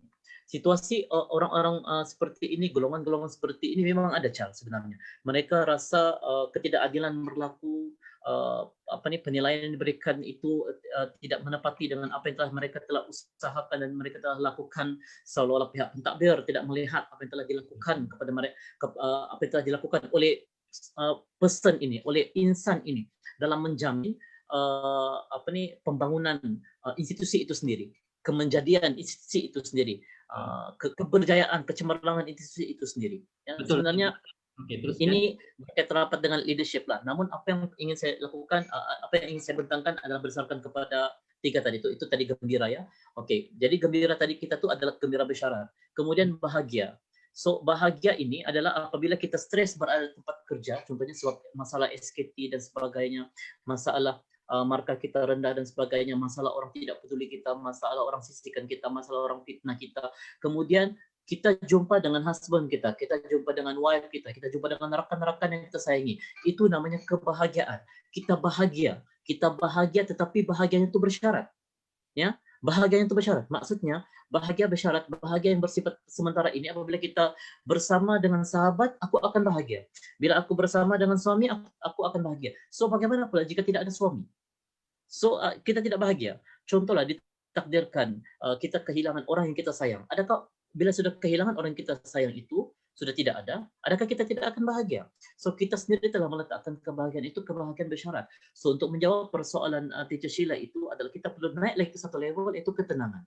Bagaimana untuk kita mendapatkan ketenangan, yaitu kekuatan spiritual kita, kebergantungan kita kepada Tuhan. Ya, Tuhan mengilhamkan setiap numbers, setiap nombor, setiap keputusan kepada pucuk pimpinan yang berada di atas kita, itu merupakan ilham daripada Tuhan kepada kita, takdir daripada Tuhan kepada kita.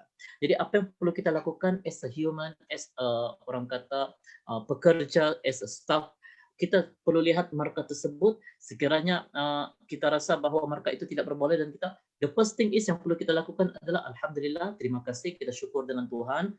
Ini Tuhan yang ingin bagi dengan aku, namun dalam pada masa yang sama mungkin ada kesilapan di sini. So saya cadangkan untuk jumpa dengan pihak pentadbir tersebut untuk berbincang daripada hati ke hati. Ya, kan? Ya, sebab once kita tidak puas hati, kita cakap belakang, orang di depan orang tidak akan tahu apa masalah kita. So sometimes kita perlu cakap. So komunikasi itu penting. Kita perlu cakap dengan pihak pentadbir. So contoh macam saya sendirilah, saya bila ada masalah dengan seseorang ataupun mungkin saya ada beberapa persoalan, permasalahan, dugaan di antara saya dan pentadbir, saya akan jumpa dengan pentadbir secara directly, personal, without any person inside that office. Ya, saya tidak ada orang yang berada dalam office, hanya saya bersama dengan pentadbir untuk saya berbicara dari hati ke hati. Kenapa seperti ini? Apa kesilapan yang ingin saya, kesilapan yang telah saya lakukan? Sekiranya kesilapan itu betul, maka kita minta maaf dan kita perbetulkan. Sekiranya yang tidak benar, kita mohon kepada pihak pentadbir untuk memikirkan semula tentang perkara ini.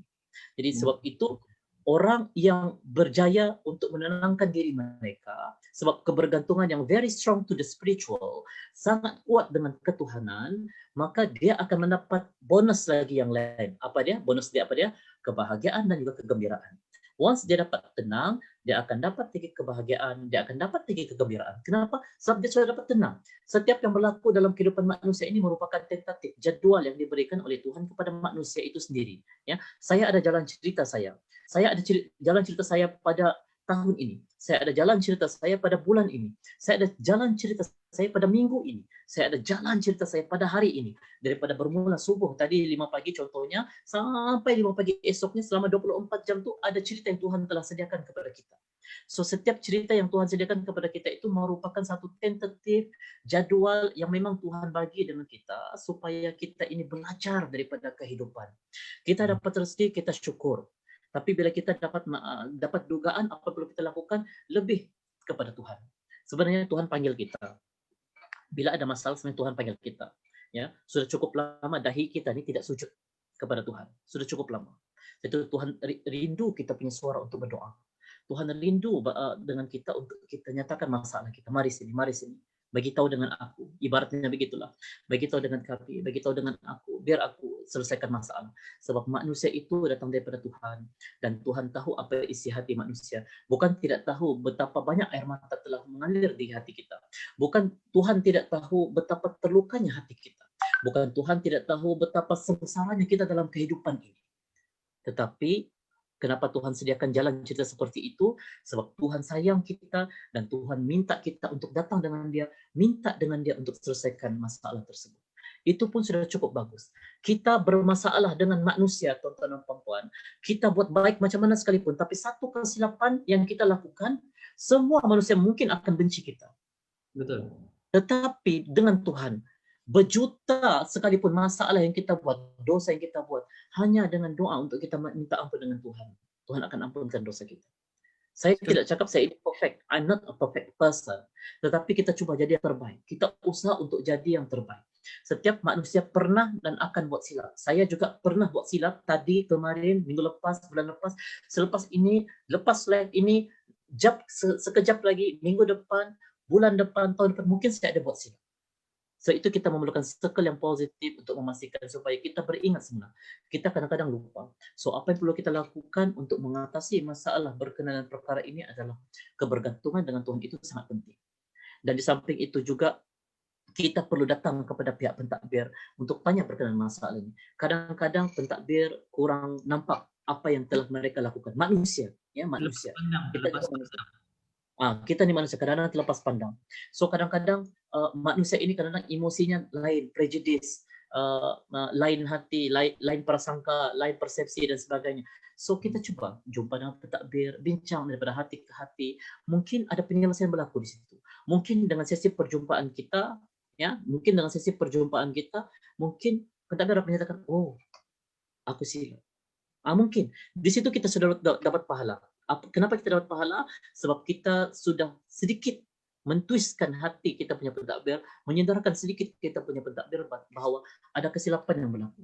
So ini berkenaan dengan leadership. Kita jangan maknanya siapapun kita, sama ada kita pentadbir, sama ada kita berjawatan tinggi, kita kena sedar bahawa kita ini manusia. Jawatan hanya merupakan satu alat di dunia. Once kita masuk dalam kubur, jawatan itu tidak masuk pun di dalam kubur. Jadi apa yang ingin kita banggakan? Apa yang ingin kita banggakan? Saya mungkin setakat ini pandai bercakap. Mungkin sekarang ini mungkin orang kenal dan sebagainya. Tapi once masuk dalam kubur, saya pandai bercakap ini tidak mampu untuk mungkin menjawab persoalan-persoalan yang diajukan oleh para malaikat. Mungkin sebab disebabkan kerana dosa-dosa yang telah saya lakukan. Jadi sebab itu tuan-tuan dan puan kita kena sedar. Apapun kelebihan yang ada dalam diri kita ini merupakan satu pinjaman daripada Tuhan bagi pinjam sih. Ya, Tuhan bagi pinjam sekejap untuk kita guna dan Tuhan mau tahu bagaimana untuk kita menggunakan, memanfaatkan persoalan tersebut. Contoh macam mata. Mata sekarang ini dulunya bagus, tapi sekarang saya terpaksa guna spek mata. Kenapa? Tuhan tarik sikit Tuhan tarik. Saya memang pasang di sini ada telepon saya ya. Kalau ada orang komen kalau saya buka spek, memang saya tak nampak lah. Jadi saya kena pakai spek, baru saya nampak apa komen-komen orang. Saya itu kadang-kadang saya minta Syal baca supaya saya dengar dan sebagainya. Mungkin persoalan itu terjawab sedikit sebanyak dapat ini melembutkan hati-hati kita, menenangkan sedikit hati kita lah. Okey. Ya. Satu ulasan yang saya rasa sangat padat. Ini mungkin antara jawapan yang teacher Sheila ingin dapatkan juga, dan saya secara peribadi pun rasa ini adalah satu ulasan yang sangat baik, balance. Artinya di situ yang saya boleh ulaskan adalah benda ni kadang-kadang bukan semua kau kena redha begitu kan. Kita perlu juga macam Fan kata tadi kan, perlu berjumpa dengan pentadbir, minta penerangan ataupun penjelasan tanpa kita perlu cakap belakang. Itu poin yang sangat mahal yang jarang saya dapatlah sebelum ni. Biasanya orang akan bagi nasihat, aku kena redha dan sebagainya, tapi perlu ada tindakan di situ. Okey, so sebelum tu kita takut tertinggal komen-komen sebelum tu okey, lepas tu ada Saudara Zikzali, kita terima kasih Ustaz, terima kasih Panan. Okey, mohon doanya dari Ustaz, terima kasih, insyaAllah dipermudahkan urusan. Okey, Nurmala Dewi Darwis, ini juga junior dia sekali dengan Asratul Natasha tadi Ini Nurmala Dewi Darwis. Okey, betul, boleh jadi overthink. So boleh tengok live ni sebab ada ruang untuk distract fikiran. Terima kasih Dewi. Terima kasih. Dewi ni kalau saya tidak silap dia dalam bidang education, cuma lama tidak. Dulu ketika di UMS, ketika dia masih belajar, kita orang ada dalam satu dia ni dalam persatuan ni kelab sahabat Yandim UMS. Itulah last saya jumpa dengan dia. Okay, so Cik Sheila insyaAllah Ustaz Dewa Tindur ni pun sebab sedia esok ada buat online class. Begitulah kita dengar sebagai seorang pendidik. Okay, kita respon juga daripada Teacher Sheila sendiri. Okay, good point Cikgu Lukas. Just sharing ya, di UK and Korea, sekolah yang saya pergi, I'm not sure tempat kerja lain, they have two way punya penilaian di mana guru menilai pengetua dan pengetua nilai kita. Ini cerita di luar negara kan. Yang di Korea kan, teachers punya evaluation kepada pengetua adalah anonymous. Bolehlah marah-marah kan, anda apa. Betul juga. Teachers punya, dia macam tu kan. Actually, kalau saya boleh kongsi kan, Teacher Sheila di Malaysia, even di Sabah ni ada agensi yang mengamalkan kaedah ini. Ada agensi yang mengamalkan kaedah ini. Cuma itulah, dia tidak anonymous, dua-dua pihak tahu. Okey, majikan dia satu agensi di bawah Jabatan Perdana Menteri.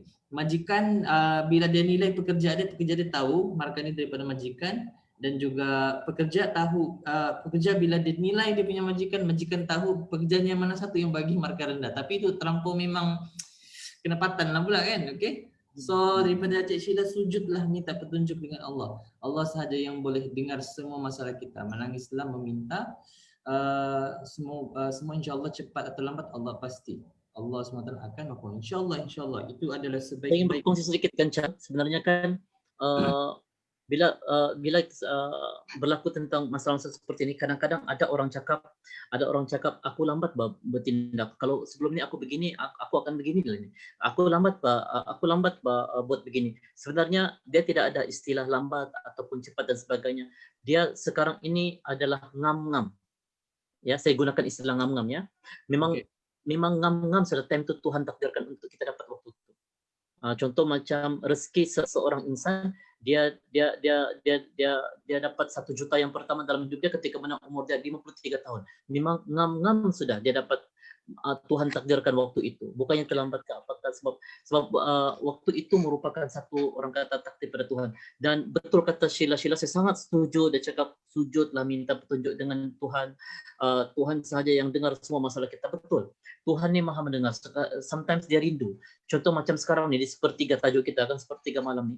Time-time inilah sebenarnya time-time yang orang semua tidur, orang semua berehat. Namun dalam pada masa yang sama, kalau contoh kita bangun, kita doa dengan Tuhan, kita fikirkan berkenaan dengan kehidupan kita dan sebagainya, kekuatan spiritual kita itu kuat dengan Tuhan, pasti Tuhan akan berikan sedikit ilham ataupun berita gembira kepada kita untuk menenangkan sedikit jiwa kita. Dan saya doakan tuan-tuan dan puan-puan yang pada ketika ini, saat ini mengalami kegusaran, mengalami kegelisahan, Tuhan bagi sedikit nikmat kegembiraan dan juga Tuhan buka simpulan permasalahan itu agar terlerai segala masalah, insya-Allah.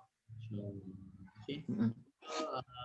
Sementara menanti lagi soalan, mungkin kita boleh sambung balik kanan. Dia macam tergantung tadi kan yang kebahagiaan tu. Okey, baik. Mungkin ilmu ataupun perkongsian kan. Tapi sebelum tu kan, hari inilah saya melihat Fahnan betul-betul sebagai seorang yang bila kita sebut sebagai seorang jurulatih kebangsaan yang mempunyai pengalaman. Perkongsian yang Fahnan berikan betul-betul menampakkan dan memperlihatkan Fahnan memang merupakan seorang jurulatih kebangsaan yang berautoriti, yang dilantik oleh SPI di bawah Jabatan Pendidikan Negeri Sabah. Kita nampak benda itu pada malam ini. Dan sebenarnya kita patut rasa macam, saya sendiri secara pribadi rasa bersyukur sebab dapat moderate benda ni ataupun kita sama-sama kongsikan benda ni kepada yang menonton pada malam. So jangan risau, anda bertanya dengan orang yang betul dan juga saya cuba guide kita punya perkongsian ini sebaik mungkin. Okey Fan, kalau ada mau tambah apa-apa Nan? Baik, terima kasih juga. Tapi sebelum itu saya juga sebenarnya mengucapkan terima kasih sebab selama saya berada bersama dengan Rizal ni sebenarnya banyak benda yang telah saya belajar sebenarnya lah. Dia ni seorang yang kalau contoh macam dalam kategori manusiawi ni, dia manusia ni dia ada 3 kategori: auditory, kinesthetic dan visual. So untuk tahu benda ni mungkin boleh Google lah. So saya boleh kategorikan bahawa child ni dia ni lebih kepada visual. Orang yang visualnya maksudnya dia perlukan proof, dia perlukan bukti. Kalau mau bercakap tu dia mau depan mata. Dia tidak mau bercakap berkenaan dengan dia tidak mau bercakap yang orang kata setakat kau cakap saja, tapi dia mau cakap okay, you talk, you prove. Dia mahu ada bukti. Itu jenis dia. Jadi sebab itu kadang-kadang setiap penelitian kerja dia itu saya belajar dari situ.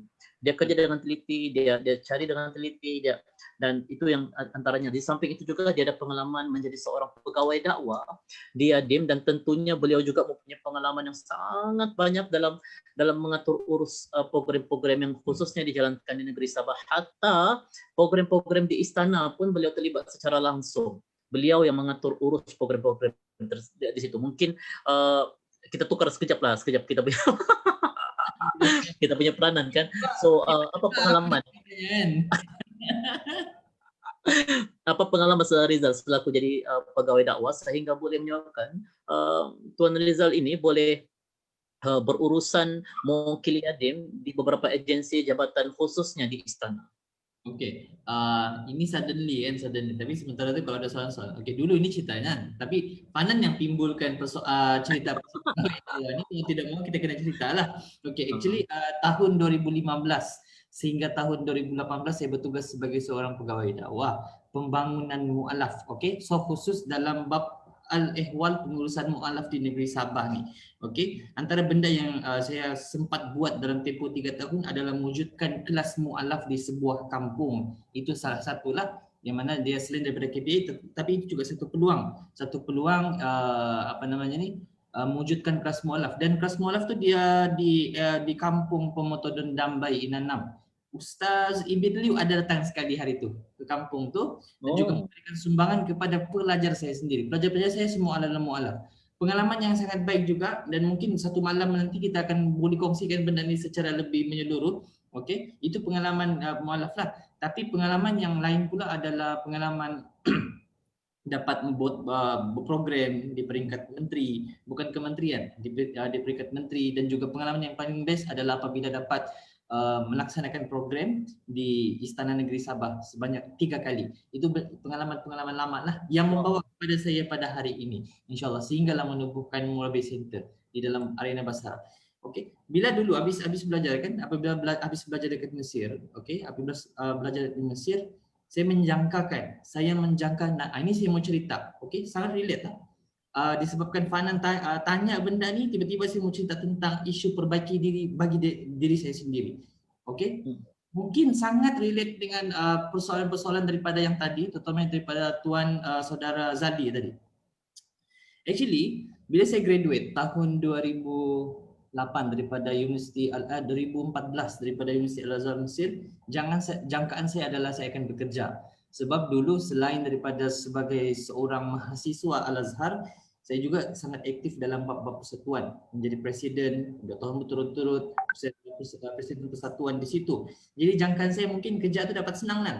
Balik ni boleh dapat kerja. Rupanya menganggur 8 bulan. Bayangkan, 8 bulan menganggur, tekanan dia macam-macam. Okey, tekanan dia macam-macam. Tapi adakah saya pilih untuk terus menganggur? Tidak juga. Ada beberapa kerja yang bukan diri saya yang saya terpaksa buat. Kalau tidak, kita tidak akan ada income. Okey, tapi bekerja kalau dekat pelabuhan ada kontena tu kan, loading barang, itu antara kerja yang saya buat selepas graduate, which is bukan diri saya sendiri kan. Apa yang Chal buat waktu di pelabuhan tu? Okey, pelabuhan. Kalau rasa saya di pejabat, tidak. Saya kerja di dalam kontena tu, angkat barang keluar, benda-benda yang sangat maksudnya angkat barang daripada kontena keluar begitulah. Begitulah. Selama beberapa bulan. Ikut dengan Pak Cik tadi. Ini kita bercerita tentang perbaiki diri. Latar belakang pendidikan bahasa Arab. Tapi bila graduate, jangkaan kita mungkin kita akan kerja di tempat yang selesa, tapi tidak kan. Sebab mencari kerja itu susah sangat. Okey. So antara benda yang saya buat tu itulah. Selama beberapa bulan sampailah ada peluang jadi seorang guru ganti. Rasanya bulan 2015, bulan berapa? Bulan Ogos, saya masih ingat lagi, di satu sekolah SMK Putatan. Okey, di situlah first time saya jumpa dengan pelajar-pelajar. Okey, dan pengalaman di situ pula dibagi kelas yang paling hujung ni. Kalau mau tahu, kalau SMK Putatan ni kan, dia satu form dia ada 10 kelas. Satu form dia ada 1 kelas, satu tingkatan ada 10 kelas. Saya kena ajar kelas yang paling hujung. Memang tragis lah juga kan, ada pengalaman mengajar kelas paling hujung ni. Kalau boleh kita ni lambat masuk, keluar awal, begitulah. Okey, selesai di situ dalam 2 bulan barulah masuk di Yayasan Dakwah Memunah, dan akhirnya sekarang ni di UMS mengajar dalam bidang bahasa Arab dan juga mewujudkan company di luar sana, itu Murabi Center. Apa yang saya mau sampaikan di sini adalah titik permulaan yang saya rasakan kita kena belajar redha adalah apabila saya habis belajar tu, bila bekerja yang bukan bidang sendiri di situ yang saya fikir macam kita tidak boleh berkira dengan siapa kita sebelum ni. Kita tidak boleh macam fikir, this is not my level. Tidak boleh. Kau kena yakin kau belum ada rezeki. Okey, bila kau belum ada rezeki, kau kena move on. Kau kena percaya dan kau kena embrace the reality kan. Kau kena lalui juga benda ni.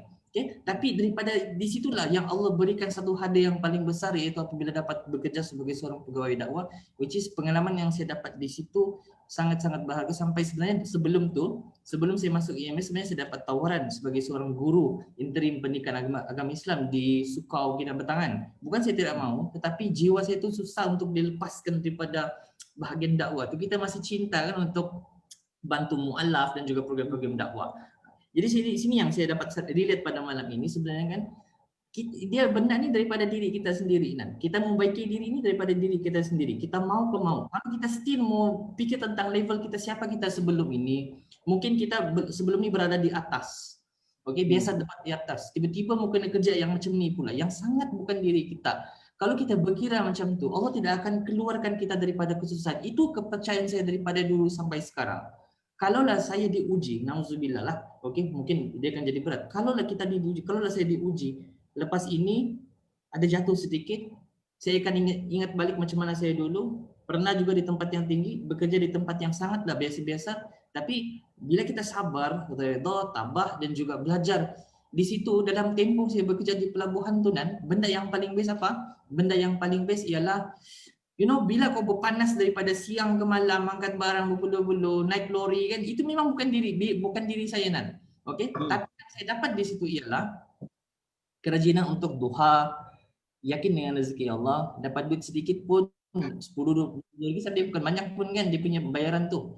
Dia punya syukur tu lain macam. Sebab apa? Kita sudah redha dengan keadaan tu. Apapun Allah bagi selepas itu kita akan anggap sebesar-besar nikmat. Jadi benda tu pengalaman dulu tu Lanan yang pada hari ini betul-betul saya jadikan sebagai apa saja yang saya dapat hari ini adalah sebesar-besar nikmat. Walaupun itulah yang penting juga bila kita berada di atas ni jangan sekali-kali kita bandingkan pula kehidupan kita dengan orang lain, jangan.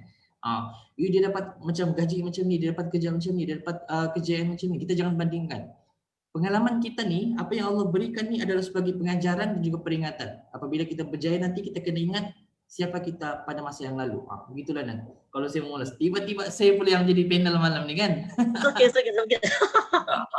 Saya berkongsi sebab sebenarnya kan Chal, orang Krias Chal. Okay, maybe audience tahu pasal saya merupakan seorang penceramah, seorang motivator, seorang trainer, seorang yang memberikan buat program, ada moderator sendiri dan sebagainya. Tetapi orang Krias siapa bah yang jadi moderator ni sebenarnya?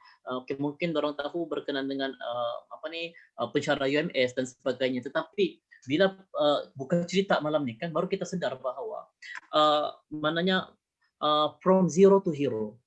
You from zero to hero maknanya daripada kosong jadi seorang insan yang berjaya. Sehinggalah ke saat ini. Betul, bila kita ada doa, bila kita ada usaha, bila kita ada tindakan, semua itu akan mengeluarkan kita daripada dugaan yang kita hadapi lah. Saya rasa macam ada macam ada komen kan Chal? Mungkin Chal boleh bacakan. Okey. Panjang ni. Bila kita dekat dengan Allah Subhanahu Wa Taala, begitu juga Allah bagi kita ujian kan Ustaz.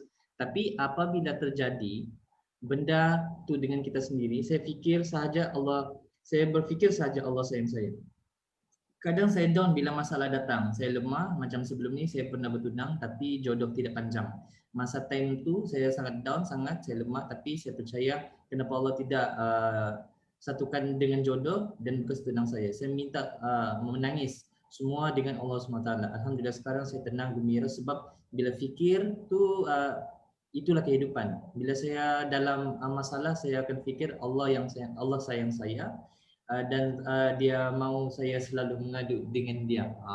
Betul. Setuju sangat Cik Sheila. Betul, itulah sebaik-baik mindset yang kita perlu tanam di situ. Ini Cik Sheila dia kata jiwa hipster. Ini kami punya chatting ni. Hanya kami je yang tahu ni. Jiwa hipster katanya. Okey Nan, kalau boleh kita gulung sedikit malam ni kalau tidak ada soalan lagi. Okay, sebab kita sudah sama juga macam lebih daripada sejam malam ni. Of course sekarang ni sudah betul semalam juga kan? Okey baik.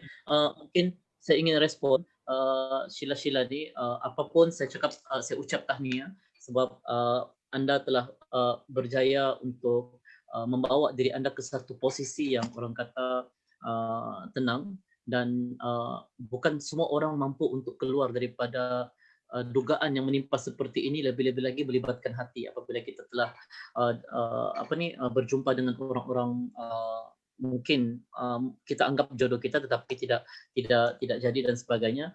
Namun apa yang ingin saya katakan bahawa ada sebab musabab kenapa Tuhan menjadikan kita salah seorang watak dalam cerita tersebutlah. Ya, baik. Jadi Aki Ahing terima kasih, kemudian jiwa hidup saya. Okey baik. Insya-Allah baik. Apa yang ingin saya mungkin kita gulungkan pada malam ini kan untuk perbaiki diri dan perbaiki kehidupan ni adalah perlu kepada setiap manusia termasuk diri saya sendiri. Ya, mungkin orang cakap bahawa saya ni penceramah begini apa semua, saya tidak perlu kepada motivasi sebab saya memang sudah pandai bercakap dan sebagainya. Saya ingin perbetulkan di sini bahawa setiap manusia hatta hebat macam mana sekalipun dia seperti orang-orang yang berada di luar sampai penceramah, hatta diri saya sendiri juga memerlukan kepada perkongsian, sokongan, dokongan daripada tuan-tuan dan puan-puan. Saya tuan-tuan dan puan-puan juga satu masa dahulu pernah menghadapi masalah masalah dalam kehidupan saya ketika saya berada di sekolah dahulu. Tetapi ada seorang insan yang telah menasihati saya, ya, seorang insan yang telah menasihati saya. Waktu itu insan ini bukan siapa-siapa, dia cumalah seorang tukang sapu di sekolah. Ya, dia cuma tukang sapu di sekolah, dan dia cuma nasihat dengan saya, sabar, Tuhan ada. Hanya dengan perkataan itu saja saya rasa tenang. Saya dapat satu orang kata macam satu suntikan motivasi yang sangat kuat. Siapapun dia, tapi dia telah memberikan satu manfaat kepada diri saya. Ya, itu cerita saya lah waktu itulah. Jadi di samping itu juga kita kena orang kata perbaiki diri, sebab bila kita tidak perbaiki diri, maknanya kita tidak ada satu tindakan untuk memperbaiki kehidupan. At least dalam kehidupan kita ada usaha untuk memperbaiki diri. Setiap persoalan yang ada dalam chat kita ni dan juga mereka yang menonton, sebenarnya terdetik di hati mereka juga untuk merubah kehidupan. Sekurang-kurangnya syukur terdetik di hati kita untuk merubah kehidupan. Sekurang-kurangnya syukur kita bertanyakan soalan yang orang lain mungkin tidak tanya, mahu tanya tapi malu, tapi Tuhan mengilhamkan kepada orang lain untuk tanya. Contohnya, bagaimana untuk berdepan dengan masalah pembuangan kerja begini dan sebagainya. Orang mungkin mau tanya macam itu, tapi mungkin segan untuk chat dan sebagainya. Tapi Tuhan hadirkan seorang insan untuk tanya soal-soalan macam ini, dan kita jawab secara profesional. Kita jawab berdasarkan apa yang kita tahu dan sebagainya. Dan akhirnya setiap jawaban kita mungkin akan sedikit sebanyak memberikan ketenangan kepada mereka-mereka yang mengalami stres dan juga depression ataupun anxiety dan sebagainya lah. Apa yang ingin saya nyatakan di sini adalah saya mengharapkan saya, Chal, semua sahabat-sahabat yang mendengar kita punya live ni dan juga mungkin akan di-share selepas ini akan keluar daripada masalah, diberikan ketenangan, diberikan kegembiraan, murah rezeki, insya-Allah mudah-mudahan, dan semoga kita saling sokong menyokong antara satu dengan yang lain lah. Dan saya harap time saya ada dugaan, mungkin tidak sekarang, mungkin pada masa akan datang, time saya ada dugaan, saya mengharapkan juga sahabat-sahabat Facebook saya, Chal, dan juga siapa-siapa yang mungkin menonton, mendoakan saya juga untuk keluar daripada masalah ini, insya-Allah. Wajib, insya-Allah. Okey. Ya. Terima kasih Nan untuk perkongsian. Of course, Fanan akan jadi panel tetap walaupun sekejap tadi.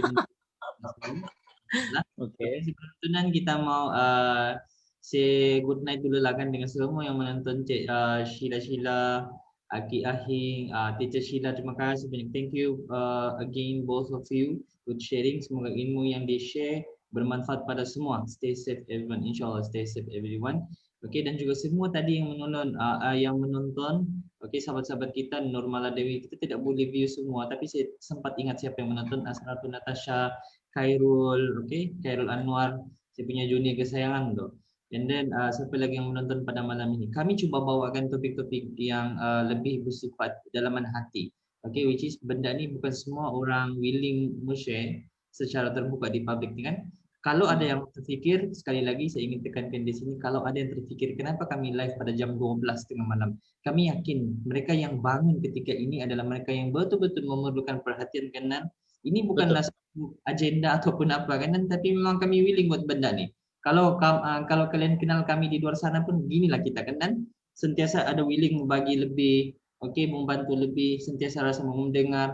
Okey, so mana-mana sahabat tu terima kasih kepada yang menonton pada malam ini, semoga dipermudahkan urusan dan kita akan cuba bertemu lagi esok malam. Ini adalah malam ketiga, bukan malam ketiga, awal pagi yang ketiga sudah, okey.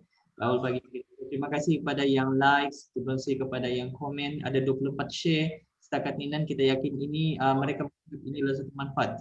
Sangat best sebab jam 12 lebih malam ni kita akan ada respon macam ni. Artinya dan menjadi kewajipan kita untuk terus share lebih banyak kan? Lebih banyak. Betul.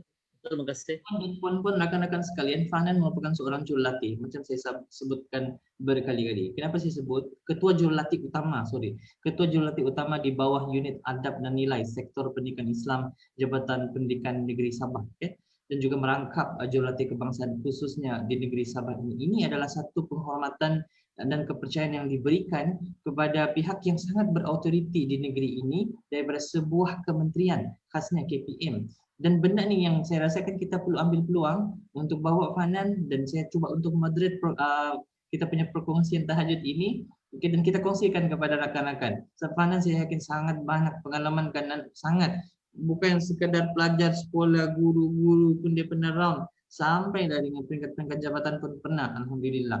Okey, dan semua ramai, saya yakin ramai yang selesa apabila Fanan memberikan sesi consultation terutama secara personal, dan mungkin Fanan lepas ni mungkin ada program-program yang akan beliau tawarkan sama ada secara percuma ataupun secara berbayar di bawah syarikat beliau, company beliau itu Ultra Emotions. Tapi kami willing untuk bagi semua ni secara ikhlas pada malam ini. Sebab kita rasa walaupun pagi sebelah pagi dan kita sibuk macam saya pun macam saya kalau jam sekarang ni jam 2, mau dekat jam 2 kita habis sampai jam 2 dan dia 2 jam. Okey. Macam kelas saya, tadi baru mencoba bagi salam kan, kita reopen balik. Okey. Macam saya kelas nanti jam 8 pagi, 8, 9, 10, 11. Ini rehat sekejap, jam 11 sambung balik sampai jam 2 petang. Okey. Itu tentatif untuk esok. Okey. Dan macam tadi sempat juga buat live dan habis kelas saya sempat juga buat live bersama dengan Mudarris Alisa, seorang pakar bahasa Arab kanak-kanak daripada Singapura. Sangat-sangat saya plan untuk bawa beliau dan juga company beliau, learning center beliau secara online ke negeri kita yang tercinta ini, negeri Sabah, insya-Allah. Okey, so respon yang terakhir daripada Cik Sheila, thank you Ustaz. Insya-Allah kita berjumpa lagi dalam live yang akan datang. Good night semua yang ada dalam live ni. Assalamualaikum.